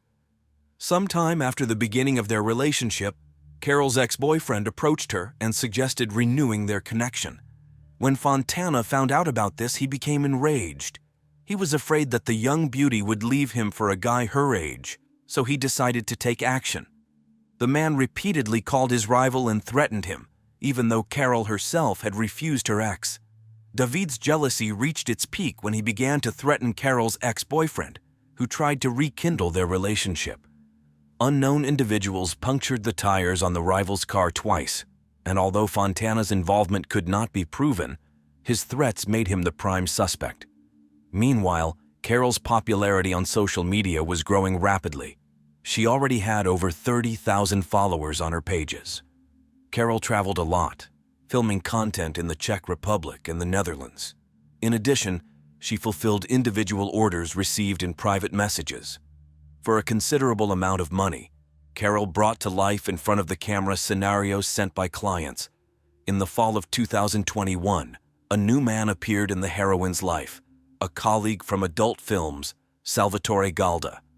Real feelings flared up between them, and soon Salvatore gave Carol an engagement ring and later proposed to her. Carol agreed to marry him, but now the question arose of how to get rid of Davide. Life with the banker had become unbearable for Carol. She no longer loved him, dreaming of another man with whom she was secretly meeting. At the same time, Fontana continued to take part in her activities, taking a percentage from each video he helped with. The business was thriving, bringing the girl considerable wealth. She had earned enough to afford not to work. In Carol's immediate plans was a return to Verona to be closer to her son. She continued to perform live at private parties and special events related to the adult industry. But at the beginning of 2022, the woman suddenly disappeared from the radar, ceasing all activity. Only occasionally did she respond in writing to messages from friends and family. Posts on social media also became infrequent. It seemed that the once active Carol had lost interest in her projects. Loved ones began to worry as this situation lasted for about 2 months. Carol did not talk to anyone on the phone and did not answer calls. To all questions, she replied that she was busy with household chores, looking for housing in Verona, and establishing a relationship with her child. Later, Carol reported that she was going on vacation to Dubai. Carol's worried friends contacted David, but he admitted that their relationship had ended and he had no idea where to look for the missing woman. This whole situation looked extremely suspicious, and soon it became clear why. On March 20th, 2022, a man who was walking along the picturesque cliffs in the village of Borno noticed strange large black garbage bags from the height of the ledge on the shore. They seemed half empty, but heavy, as if filled with stones. Intrigued, the local resident descended to the mysterious objects, which felt unusual to the touch. Upon untying the first bag he came across, the man found a human hand inside and immediately called the police. The carabinieri, who arrived at the top of the slope, immediately noticed that the bags had been thrown from the cliff. Because of this, they had been torn on the rocks, which could have damaged the contents. a total of 4 bags were found with 18 parts of a mutilated body. From the very beginning, it became obvious that the remains had been deliberately disfigured to make identification difficult. The victim's face was so distorted that it was impossible to recognize her without additional laboratory analysis. The flesh had been cut from some body parts as if on purpose. As for the condition of the remains, the killer was apparently a hunter or a butcher. He skillfully dismembered the body, acting professionally and precisely, knowing where and how to cut. Before throwing the bags down the slope, the parts had been stored in the cold for a long time. Forensic experts suggested that they had simply been dumped from a freezer right off the ledge shortly before a passerby stumbled upon the terrible find. Given the thorough approach and professionalism of the criminal, the police suspected that they were dealing with a serial killer. One of the investigators recalled a similar case in March 2005 when as many as 10 bags with the remains of 2 people were found nearby. The killer was caught then and put behind bars, but the handwriting was too similar, which led to the chilling thought that a maniac was on the loose. To get closer to solving the crime, it was necessary to establish the identity of the victim and find evidence. But the body was so mutilated that it was impossible to even determine the gender without additional analysis. A thorough examination in the laboratory was due. Meanwhile, a press conference was held, necessary to warn local residents. At that time, the Carabinieri still did not know who the victim was. The gender had not yet been determined, but people were warned, and important witnesses who might have noticed something were sought. The cause of death also remained unknown. During this period, forensic experts worked actively to provide answers to all these questions and delve into the gruesome details of the last minutes of the unidentified victim's life. Soon, they found out that they were dealing with a young woman about 155 centimeters tall with dark hair. Her nails were covered with purple nail polish, and several tattoos were found on her skin, 11 in total. But most of them turned out to be deliberately damaged by the killer. It seemed that attempts had been made to erase them, cut them off or tear them off along with the skin. Apparently, the criminal wanted to hide all traces that would help identify the victim, thereby complicating the investigation. The tattoos became an important clue for the investigators. Despite the fact that the authorities did not yet know the name of the deceased, the public was already informed that the victim was a woman. The police released a description of some of the surviving tattoos in the hope that someone would recognize their owner. But people remained silent. A forensic examination established that the death had occurred more than a month ago, and before the body was thrown from the cliff, it had been stored in a freezer for a long time. This information caught the attention of journalist Andrea Torelli, who was also the editor of a magazine. The man became fascinated with the mysterious murder and began to analyze all the available information. Based on the data collected, Andrea made a logical assumption. Firstly, the criminal was unlikely to want to transport the remains to such a remote provincial area. Most likely, he lived relatively close to where the body was found. Secondly, the journalist was convinced that the killer was familiar with his victim, which meant that she herself must have lived nearby. Of course, these were only guesses, but it was from them that Torelli began his investigation. A pertinent question arose in the reporter's mind. Why had there been no reports of a missing person who fit the description of the girl found? After all, more than a month had passed since her death. How did it happen that her relatives did not notice her absence and did not search for her? A breakthrough in the investigation occurred a week after the body was discovered, on March 26, 2022. A random witness contacted the police, claiming that he recognized the dead girl from Borno. He managed to identify her precisely thanks to the tattoos he had previously seen when Carol gave an interview under the pseudonym Charlotte.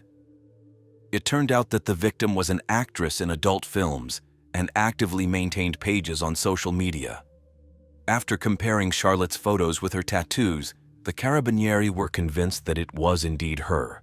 To obtain useful clues, the police released the deceased's pseudonym. Andrea Torelli continued his own investigation, delving into the details of the murdered woman's life.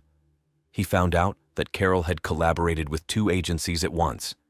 At the first film studio, they replied that she had not worked with them for a long time, did not answer calls or messages, so the management decided that she had simply left the business, as sometimes happens.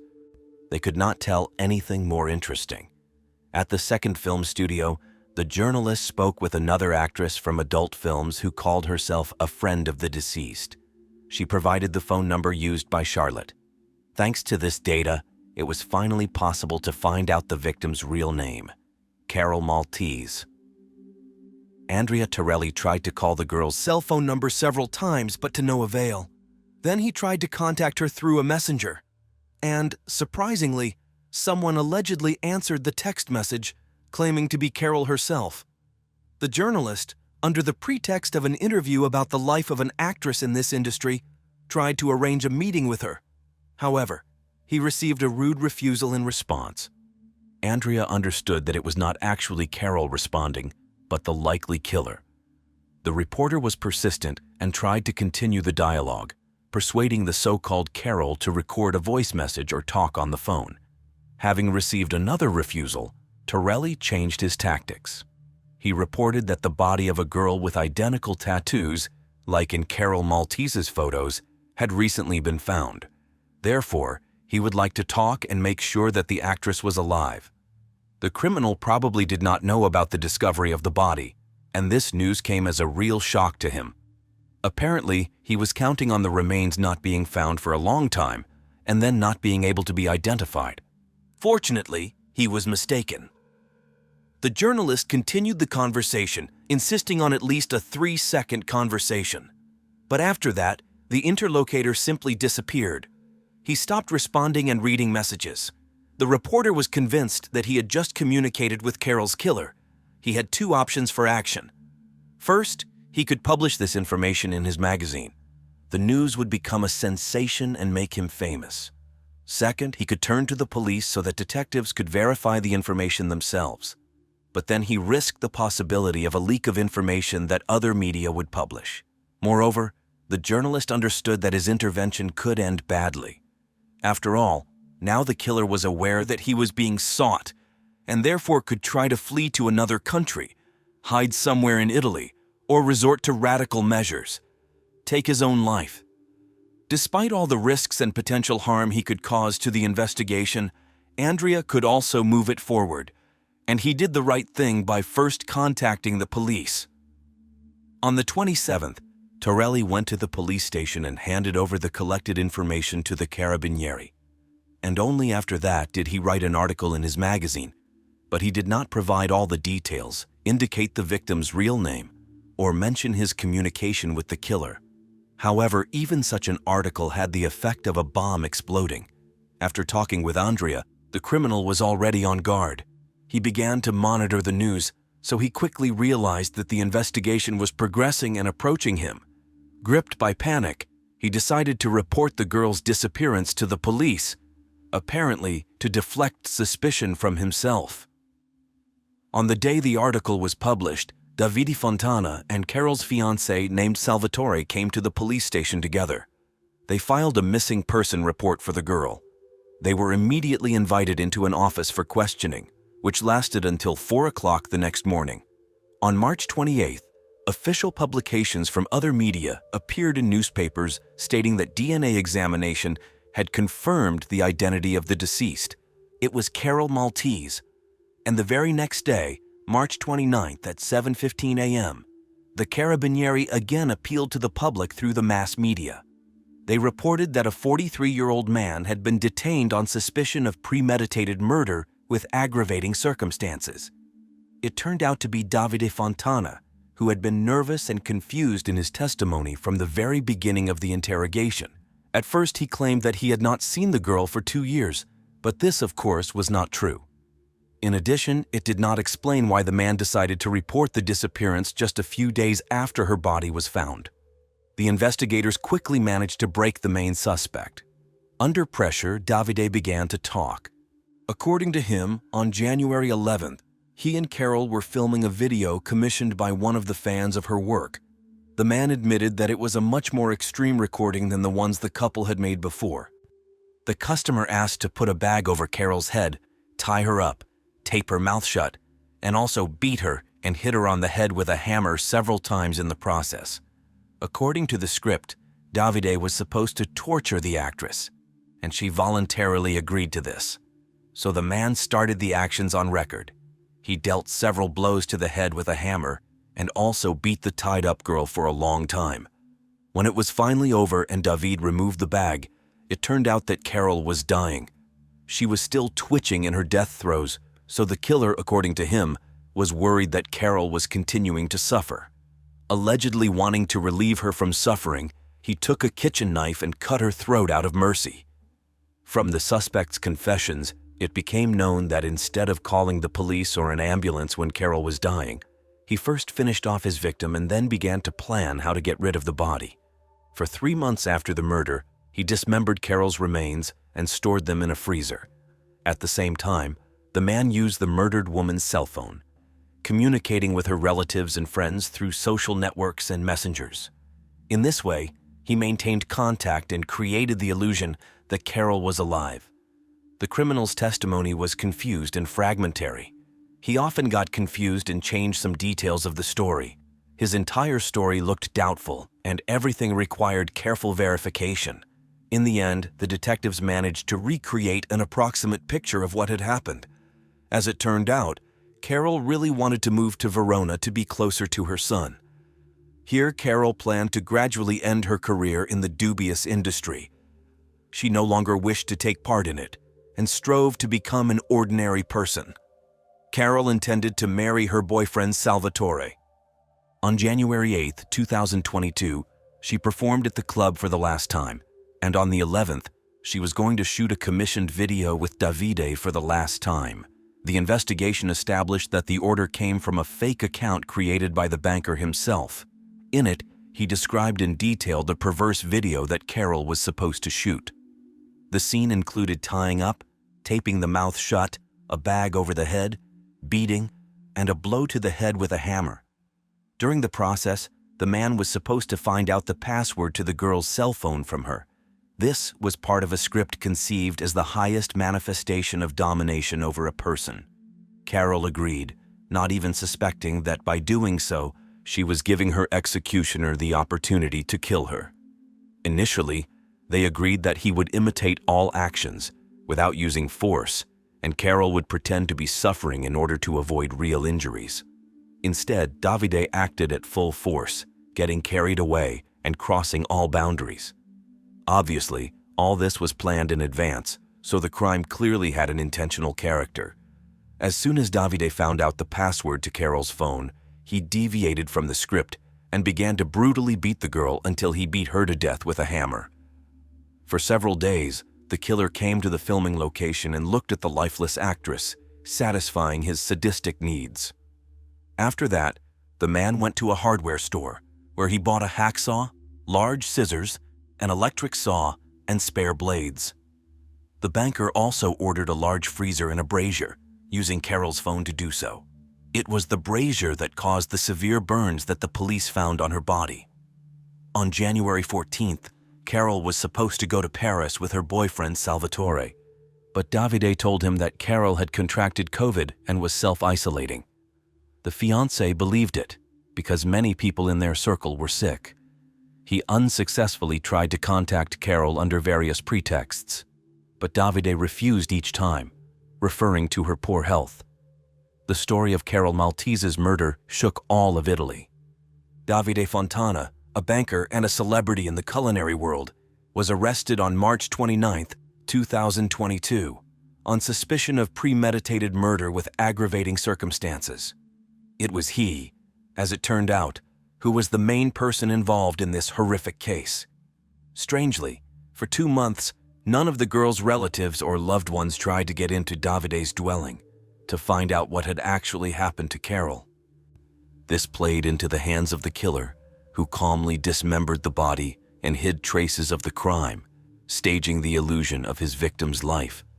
According to him, Carol's phone did not stop ringing, Every day, someone from friends or relatives wrote a message or called. Occasionally, Davide even updated the girl's pages on social networks with pictures from her personal gallery. From her bank card, he made noticeable purchases and even paid for housing rent to maintain the legend that Carol was living a secluded life because she was being treated.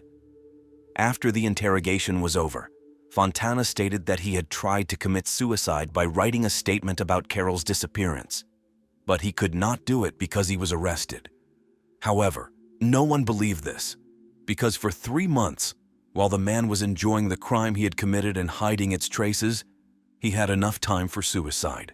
Court hearings in the Carol Maltese case began on November 24, 2022. The lawyer insisted on the version of unintentional murder. They say Davide got carried away with fulfilling the client's order and accidentally killed his beloved girl. But prosecutors convincingly proved that it was he who created the fake request for this cruel video, which means that the massacre was planned in advance. The password to the victim's phone also became known to the criminal not by chance. He wanted to buy time by responding on behalf of Carol and deceiving her loved ones in order to have time to get rid of the body. The prosecution believed that the motive for the crime could be jealousy or greed. Carol's relationship with Salvatore was developing rapidly. The couple was planning a wedding, and Carol was going to move out from Davide. For him, this meant the loss not only of a mistress, but also of the income he received from their joint filming. However, considering Carol's main occupation, regular sex with different men in front of the camera for money, the version about jealousy did not look too plausible. Davide never showed jealousy about the girl's work at several studios at the same time, but as soon as she decided to end her career and start a family with another man, he immediately killed her. A psychiatric examination showed that the accused was sane and fully aware of his actions.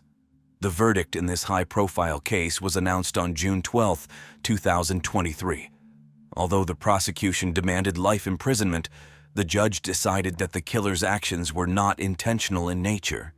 Even the fact that the body was dismembered was not taken into account as an aggravating circumstance. As a result, Davide Fontana received a surprisingly lenient sentence, only 30 years in prison. In addition, he was obliged to pay compensation to the victim's 7-year-old son in the amount of 180,000 euros. He had to pay Carol's parents a total of another 100,000, and the father of her child 20,000 euros in compensation. Such a court decision shocked the Maltese family.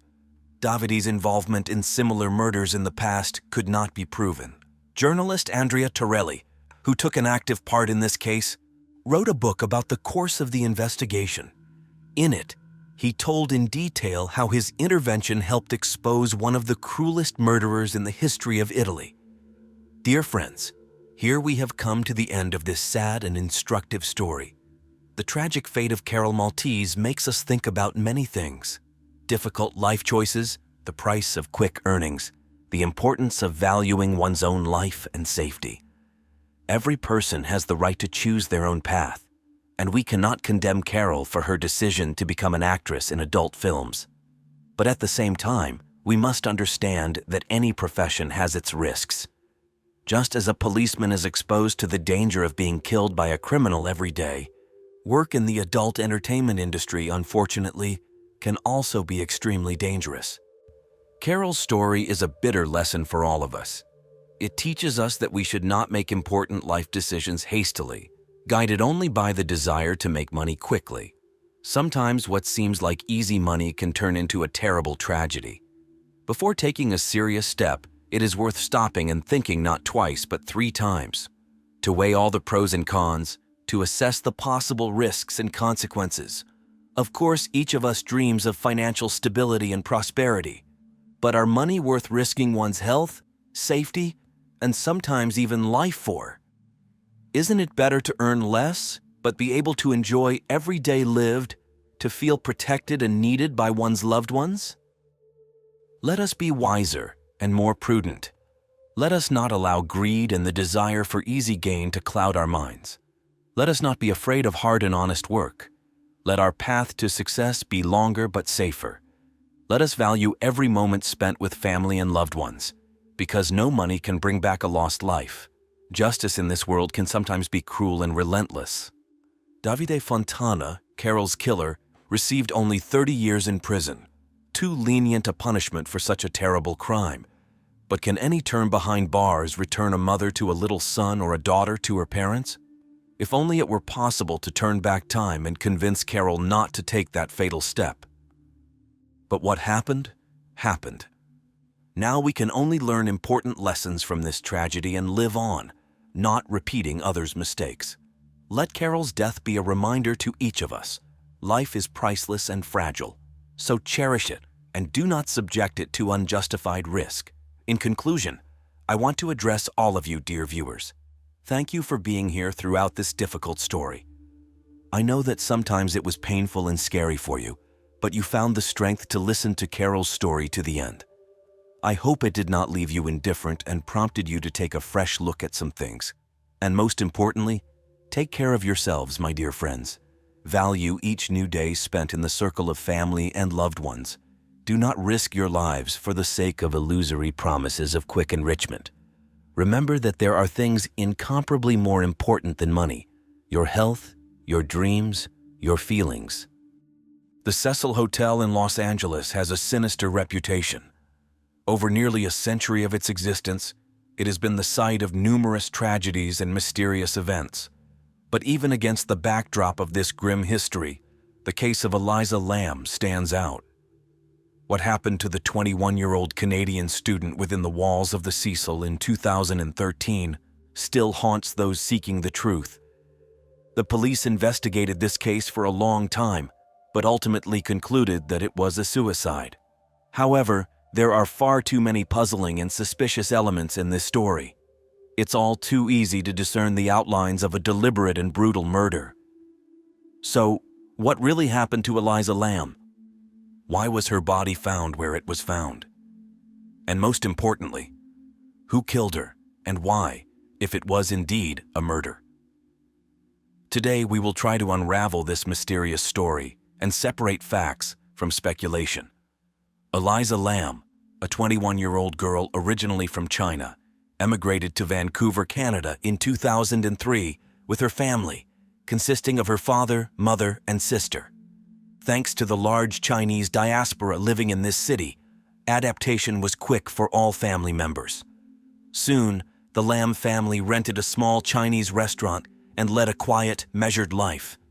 According to regular patrons of the establishment and neighbors, the immigrant family was welcoming and friendly.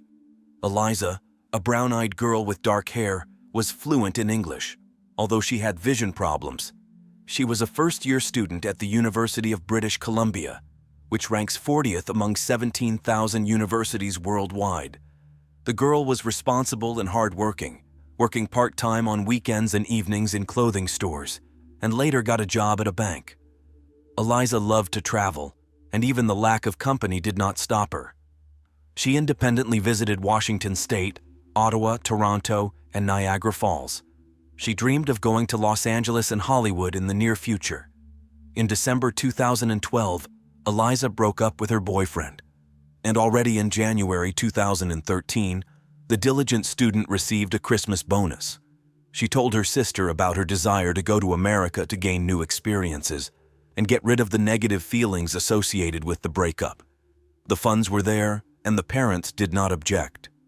The solo journey began in San Diego, where Eliza arrived on January 22nd, and on the 26th, the girl arrived in Los Angeles and settled in the Cecil Hotel.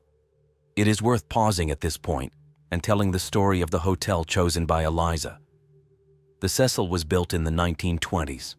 It was a 15-story building designed for wealthy people and businessmen. However, the owners later changed their policy, renting out rooms for long periods at low prices. The hotel's reputation rapidly declined. From a pretentious, fashionable establishment, the Cecil turned into a cheap hotel that barely reached 3 stars. The hotel has repeatedly become the final refuge for suicides. In 1954, Helen Gurney, exhausted from fighting a serious illness, threw herself out of a 7th-floor window. In 1962, Julia Moore also jumped from an 8th-floor window due to pregnancy by a man who refused to acknowledge the child and a difficult financial situation. Pauline Otten jumped from a 9th-floor window after an argument with her husband. She fell on top of Giorgi Giannini, a passerby. Both died on the spot. Another dark page in the hotel's history was the murder of guest Goldie Osgood, who was found in her room in 1964, brutally beaten and raped. This crime remains unsolved. After the Eliza Lamb incident, journalists began to savor all these facts, calling the Cecil a hotbed of evil and otherworldly forces. But it is worth remembering that the hotel is located next to the troubled Skid Row area. In the 40s, half of all crimes in Los Angeles were committed there. This real tumor of the City of Angels attracted serial killers who simply wanted to be closer to their victims and get lost in the lists of cold cases. As for the suicides, everything is quite prosaic here as well. People who had financial and personal problems often stayed at the hotel with an unfortunate location and low prices. All suicide cases were investigated.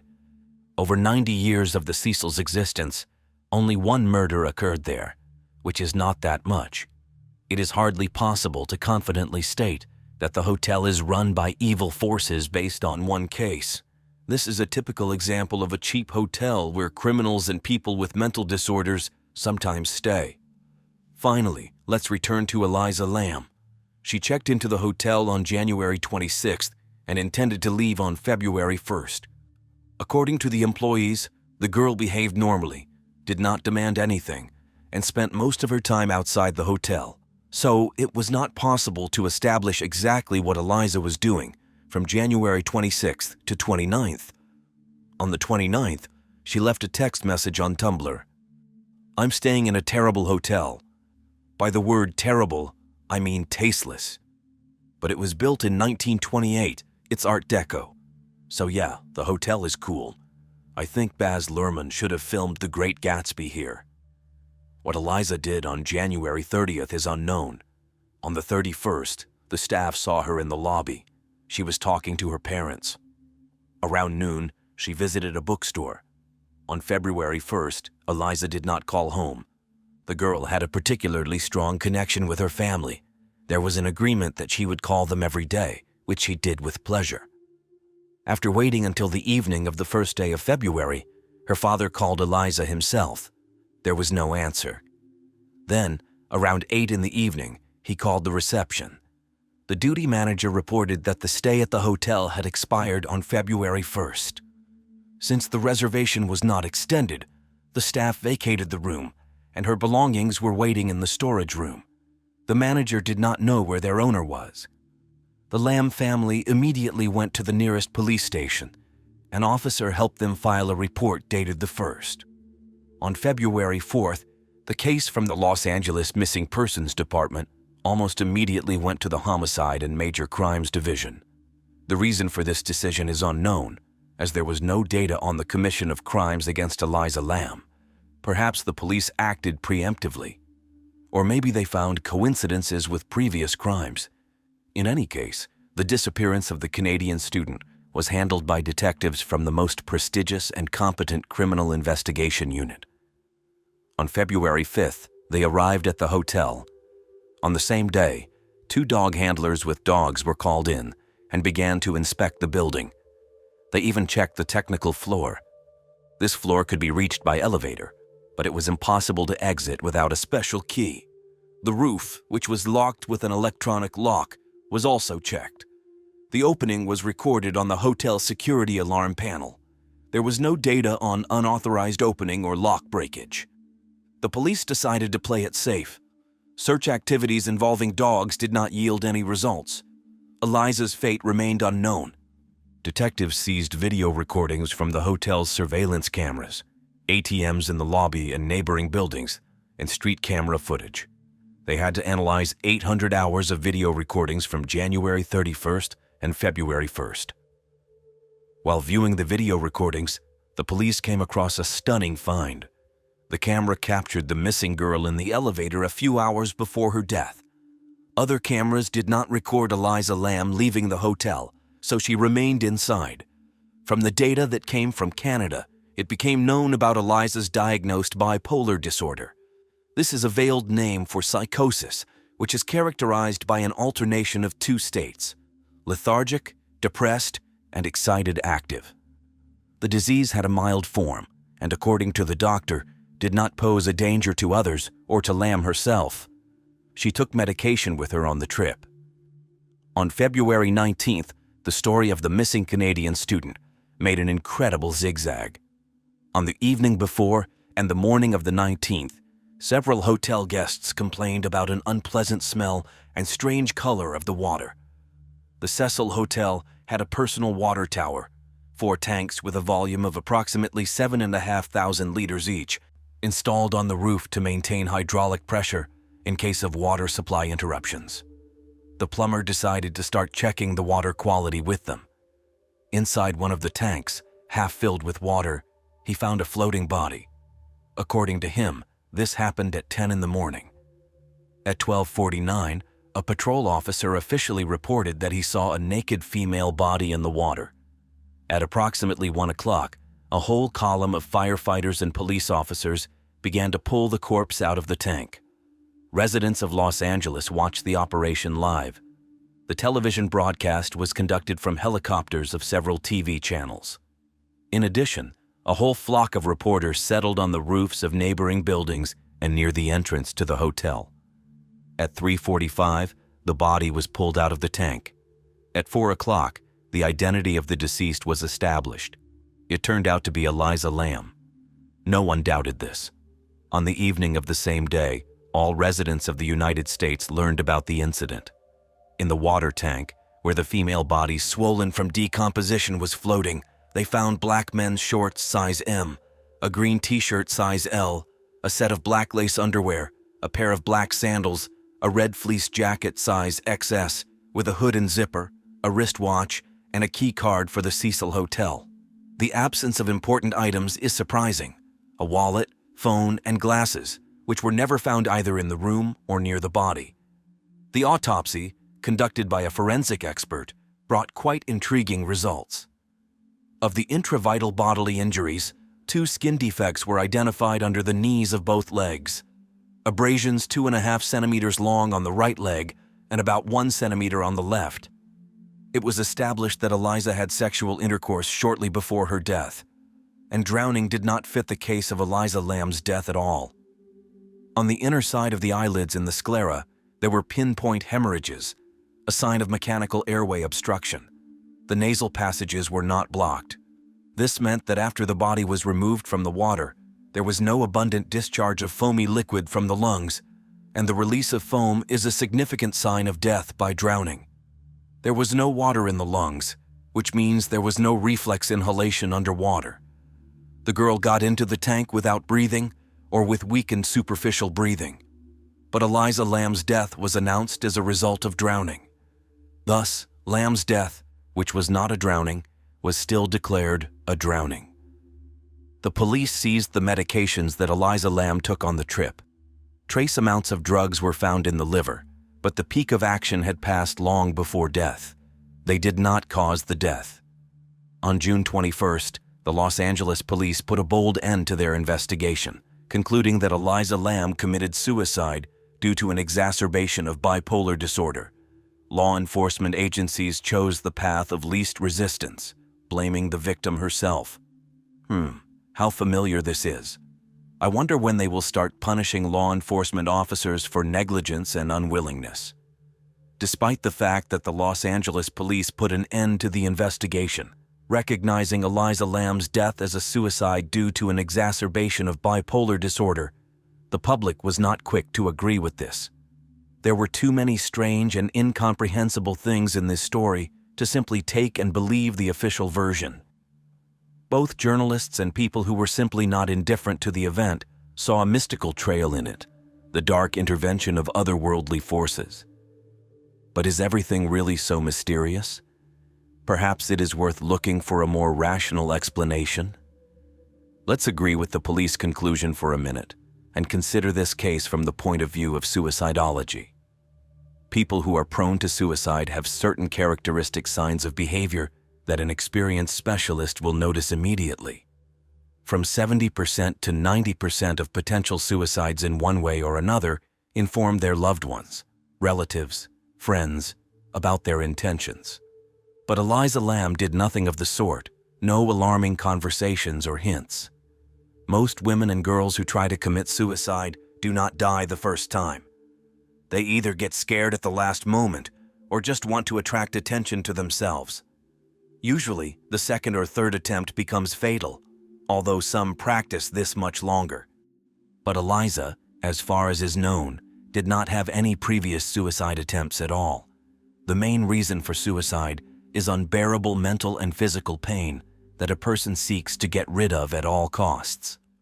But Eliza had a completely legal and effective way to deal with this: individually selected medications that she took under the supervision of a doctor. Why would she kill herself if the suffering could be overcome with medication? By the way, about the doctor. Eliza was being treated by the well-known psychiatrist Sarah Scarf, who had an impeccable reputation and many years of experience. There were never any complaints about her work, which means the diagnosis and therapy were correct. And if Eliza really had suicidal tendencies, Sarah Scarf would certainly have noticed it. After all, suicides, even unconsciously, give a lot of signals that an experienced specialist recognizes unmistakably. But the doctor was so confident in the stable condition of her patient that she calmly let her go on an independent trip abroad. She hardly would have done this if she had the slightest doubts. Yes, Eliza took the medications prescribed to her. So what?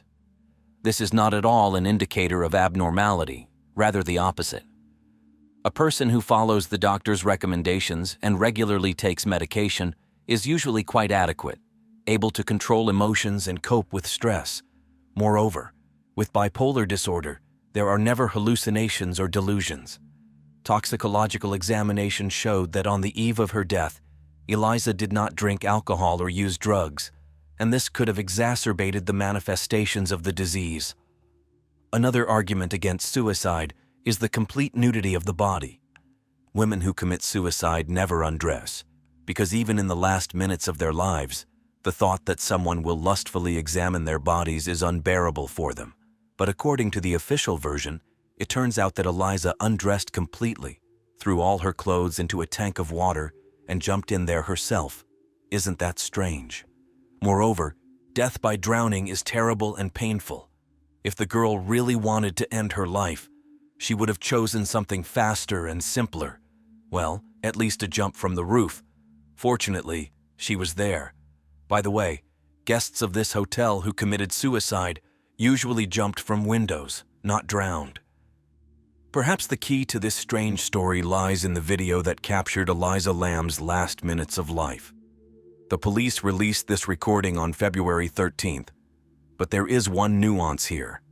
In fact, the camera took these shots not on January 31st between 2 and 3 o'clock, as officially stated, but in the first half of February 1st. This was done so that investigators could check the testimony of eyewitnesses about the girl's last day of life. That is, the recording that got on the internet is not the original. So, the recording that got on the internet and caused such a stir is not actually the original. Before making the video public, forensic experts worked on it a lot. Some fragments were slowed down, some were accelerated, the date and time were hidden, and individual moments were cut out. Perhaps this was done because someone who was next to Eliza in her last hours got into the frame, and the investigation decided to hide this information. But even from this castrated video, certain conclusions can be drawn. Let's start with the fact that the girl enters the elevator on the 14th, the highest of the residential floors. She leans towards the buttons, presses them along with the door hold button. She is wearing the same clothes that will later be found at the bottom of the water tank. There are no glasses or, it seems, contact lenses on her. Eliza has to lean over to see the numbers on the buttons. The girl's movements are unhurried. She calmly stands in the corner of the cab. Analysis of her nonverbal behavior proves that Eliza is in a relaxed state, not feeling fear or anxiety. This is evidenced by the position of her arms and legs. It seems that she is waiting for someone, but some time passes, and no one enters the elevator. Then, Eliza approaches the exit, quickly looks out into the corridor, presses herself against the wall, almost in the same place where she was standing before. And a second later, she abruptly steps towards the elevator control panel, presses her back against the wall, as if she wants to be in the zone of invisibility. This maneuver looks more playful than anxious. Body language reveals embarrassment, but not fear at all. However, no one looked into the elevator, so after a short wait, Eliza slowly looks out into the corridor again, watching the part of it to the right of the elevator. The girl glances to the left, probably assuming that the one she was waiting for had already passed while she was hiding in the corner. Then, she jumps out of the elevator on both legs. Experts regarded these actions as foolishness, a game. Eliza clearly did not feel danger and was not really hiding. Further, remaining in the corridor, the girl moves to the left edge of the doors and disappears from the camera's view for a moment. Then, in the frames, you can see the edge of her skirt and part of her shoulder. Eliza slowly raises her arms above her head. Most likely, she is fixing her hair. Analysts see these actions as an expression of sexual interest. Having dealt with her hair, she returns to the elevator. Her arms are widely spread. Lam is trying to calm down. She is in a state of strong emotional excitement. Many experts note that at this moment, Eliza, strange as it may seem, is laughing. The violent reaction is caused by the fact that someone made her laugh. Again, leaning towards the panel, Eliza begins to press the buttons with both hands. At the end, she presses the door hold again, makes a 1-second pause, and another series of pressing and holding. Having finished with the buttons, the girl exits the elevator, slowly fixing her hair. Opposite the exit is a mirror, and preening in front of it does not at all fit with fear or anxiety. When exiting, Eliza puts her elbows forward. This is how she tries to appear more confident. She stands to the left of the doorway, and although the resolution of the recording is low, experts discerned Lam is smiling. Perhaps not quite sincerely. Further, the analysis of nonverbal behavior records, the level of insincerity increases along with the level of anxiety. One of the markers is Eliza touching her shoulder with her fingertips. It is clearly visible how she leans over, as if talking to someone standing to the right of the elevator doors. At the same time, the girl actively gesticulates. Experts note excessive playfulness, a playful mood. There are no signs of fear. The eerie moment seems unnatural, only because it is here that the recording was slowed down. Let's not forget that it was worked on a lot. Eliza rises several times on the toes of her right foot. This indicates a remarkable optimism, maybe even joy. And again, sexual interest is noted. It all ends with the girl leaving the camera's field of view in the direction opposite to where her interlocutor was standing. The recording continues, and we see the elevator doors close and open twice. It is difficult to imagine that one can experience such emotions and perform such actions alone. As you know, mentally ill people, being in the grip of hallucinations, demonstrate specific motor skills. But nothing of the sort was observed in Eliza's behavior. Most likely, shortly before the described events, she met someone, perhaps even had a romantic relationship. On the video, the girl is playing hide-and-seek with her invisible companion. And although sometimes she shows some embarrassment, most likely, this is due to the fact that the acquaintance was short-lived, so Eliza felt a certain constraint and shyness. But definitely not fear. Almost throughout the entire recording, an element of play, flirting, sexual attraction is clearly visible in the girl's behavior, and only the realization that we are seeing her last minutes of life gives the video an eerie tinge. But in itself, this footage does not contain anything frightening. So, the conclusion suggests itself. There was someone else next to Eliza, someone who knew about the surveillance camera in the elevator and carefully avoided its gaze. Someone who knew that, by some strange coincidence, the video surveillance in the corridor of the 14th floor, which usually worked constantly, was turned off this time. So this someone could freely communicate with Eliza without fear of being noticed. What happened next? Let's turn to the plan of the 14th floor. On it we see A. Smokeless fire escapes, B. Internal fire escapes, one of which leads to the technical floor and the other to the roof. The doors to the internal stairs are locked with an electronic lock. It is impossible to open them unnoticed by the security. At that time, no attempts to pass through these doors were recorded. There remain the smokeless stairs mounted on the outer walls of the hotel. They can be used to reach the roof without much effort. This has been repeatedly proven by bloggers and journalists who penetrated there in this way. There were no obstacles to this. Only desire and a little courage were needed. If you perceive this as a romantic adventure, especially in the company of a person to whom you feel sympathy, then it can even be fun. It is quite possible that such a proposal caused Eliza the joy that can be noticed in several moments of the video recording. Most likely, the girl met her future killer even before February 1st, and it is just as likely that she voluntarily agreed to intimate closeness with him, as well as to climb to the roof together. Maybe she even undressed of her own free will.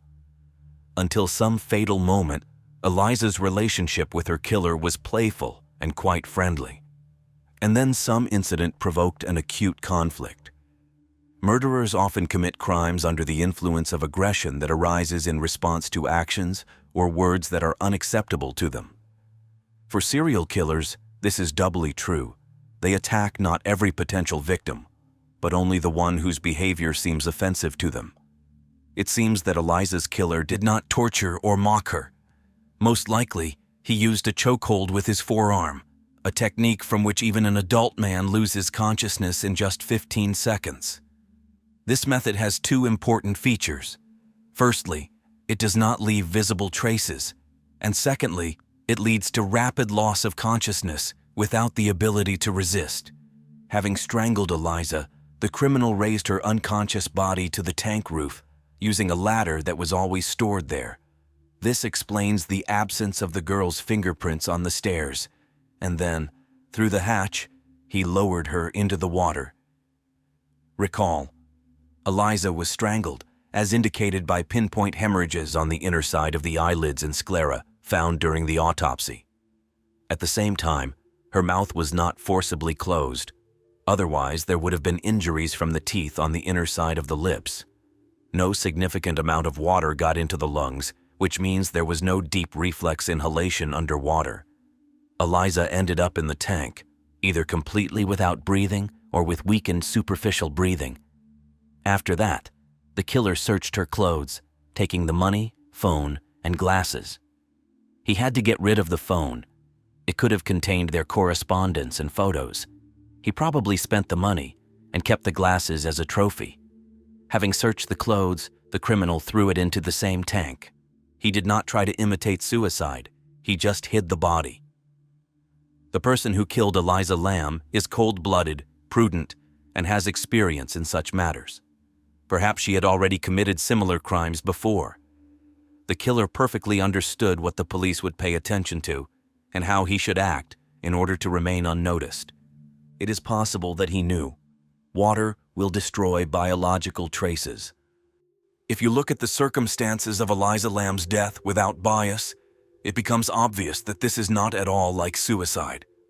Did the Los Angeles police investigators not understand this? No, they were perfectly aware of everything.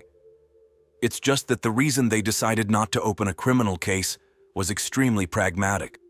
After all, if there is a bullet, there must be a gun.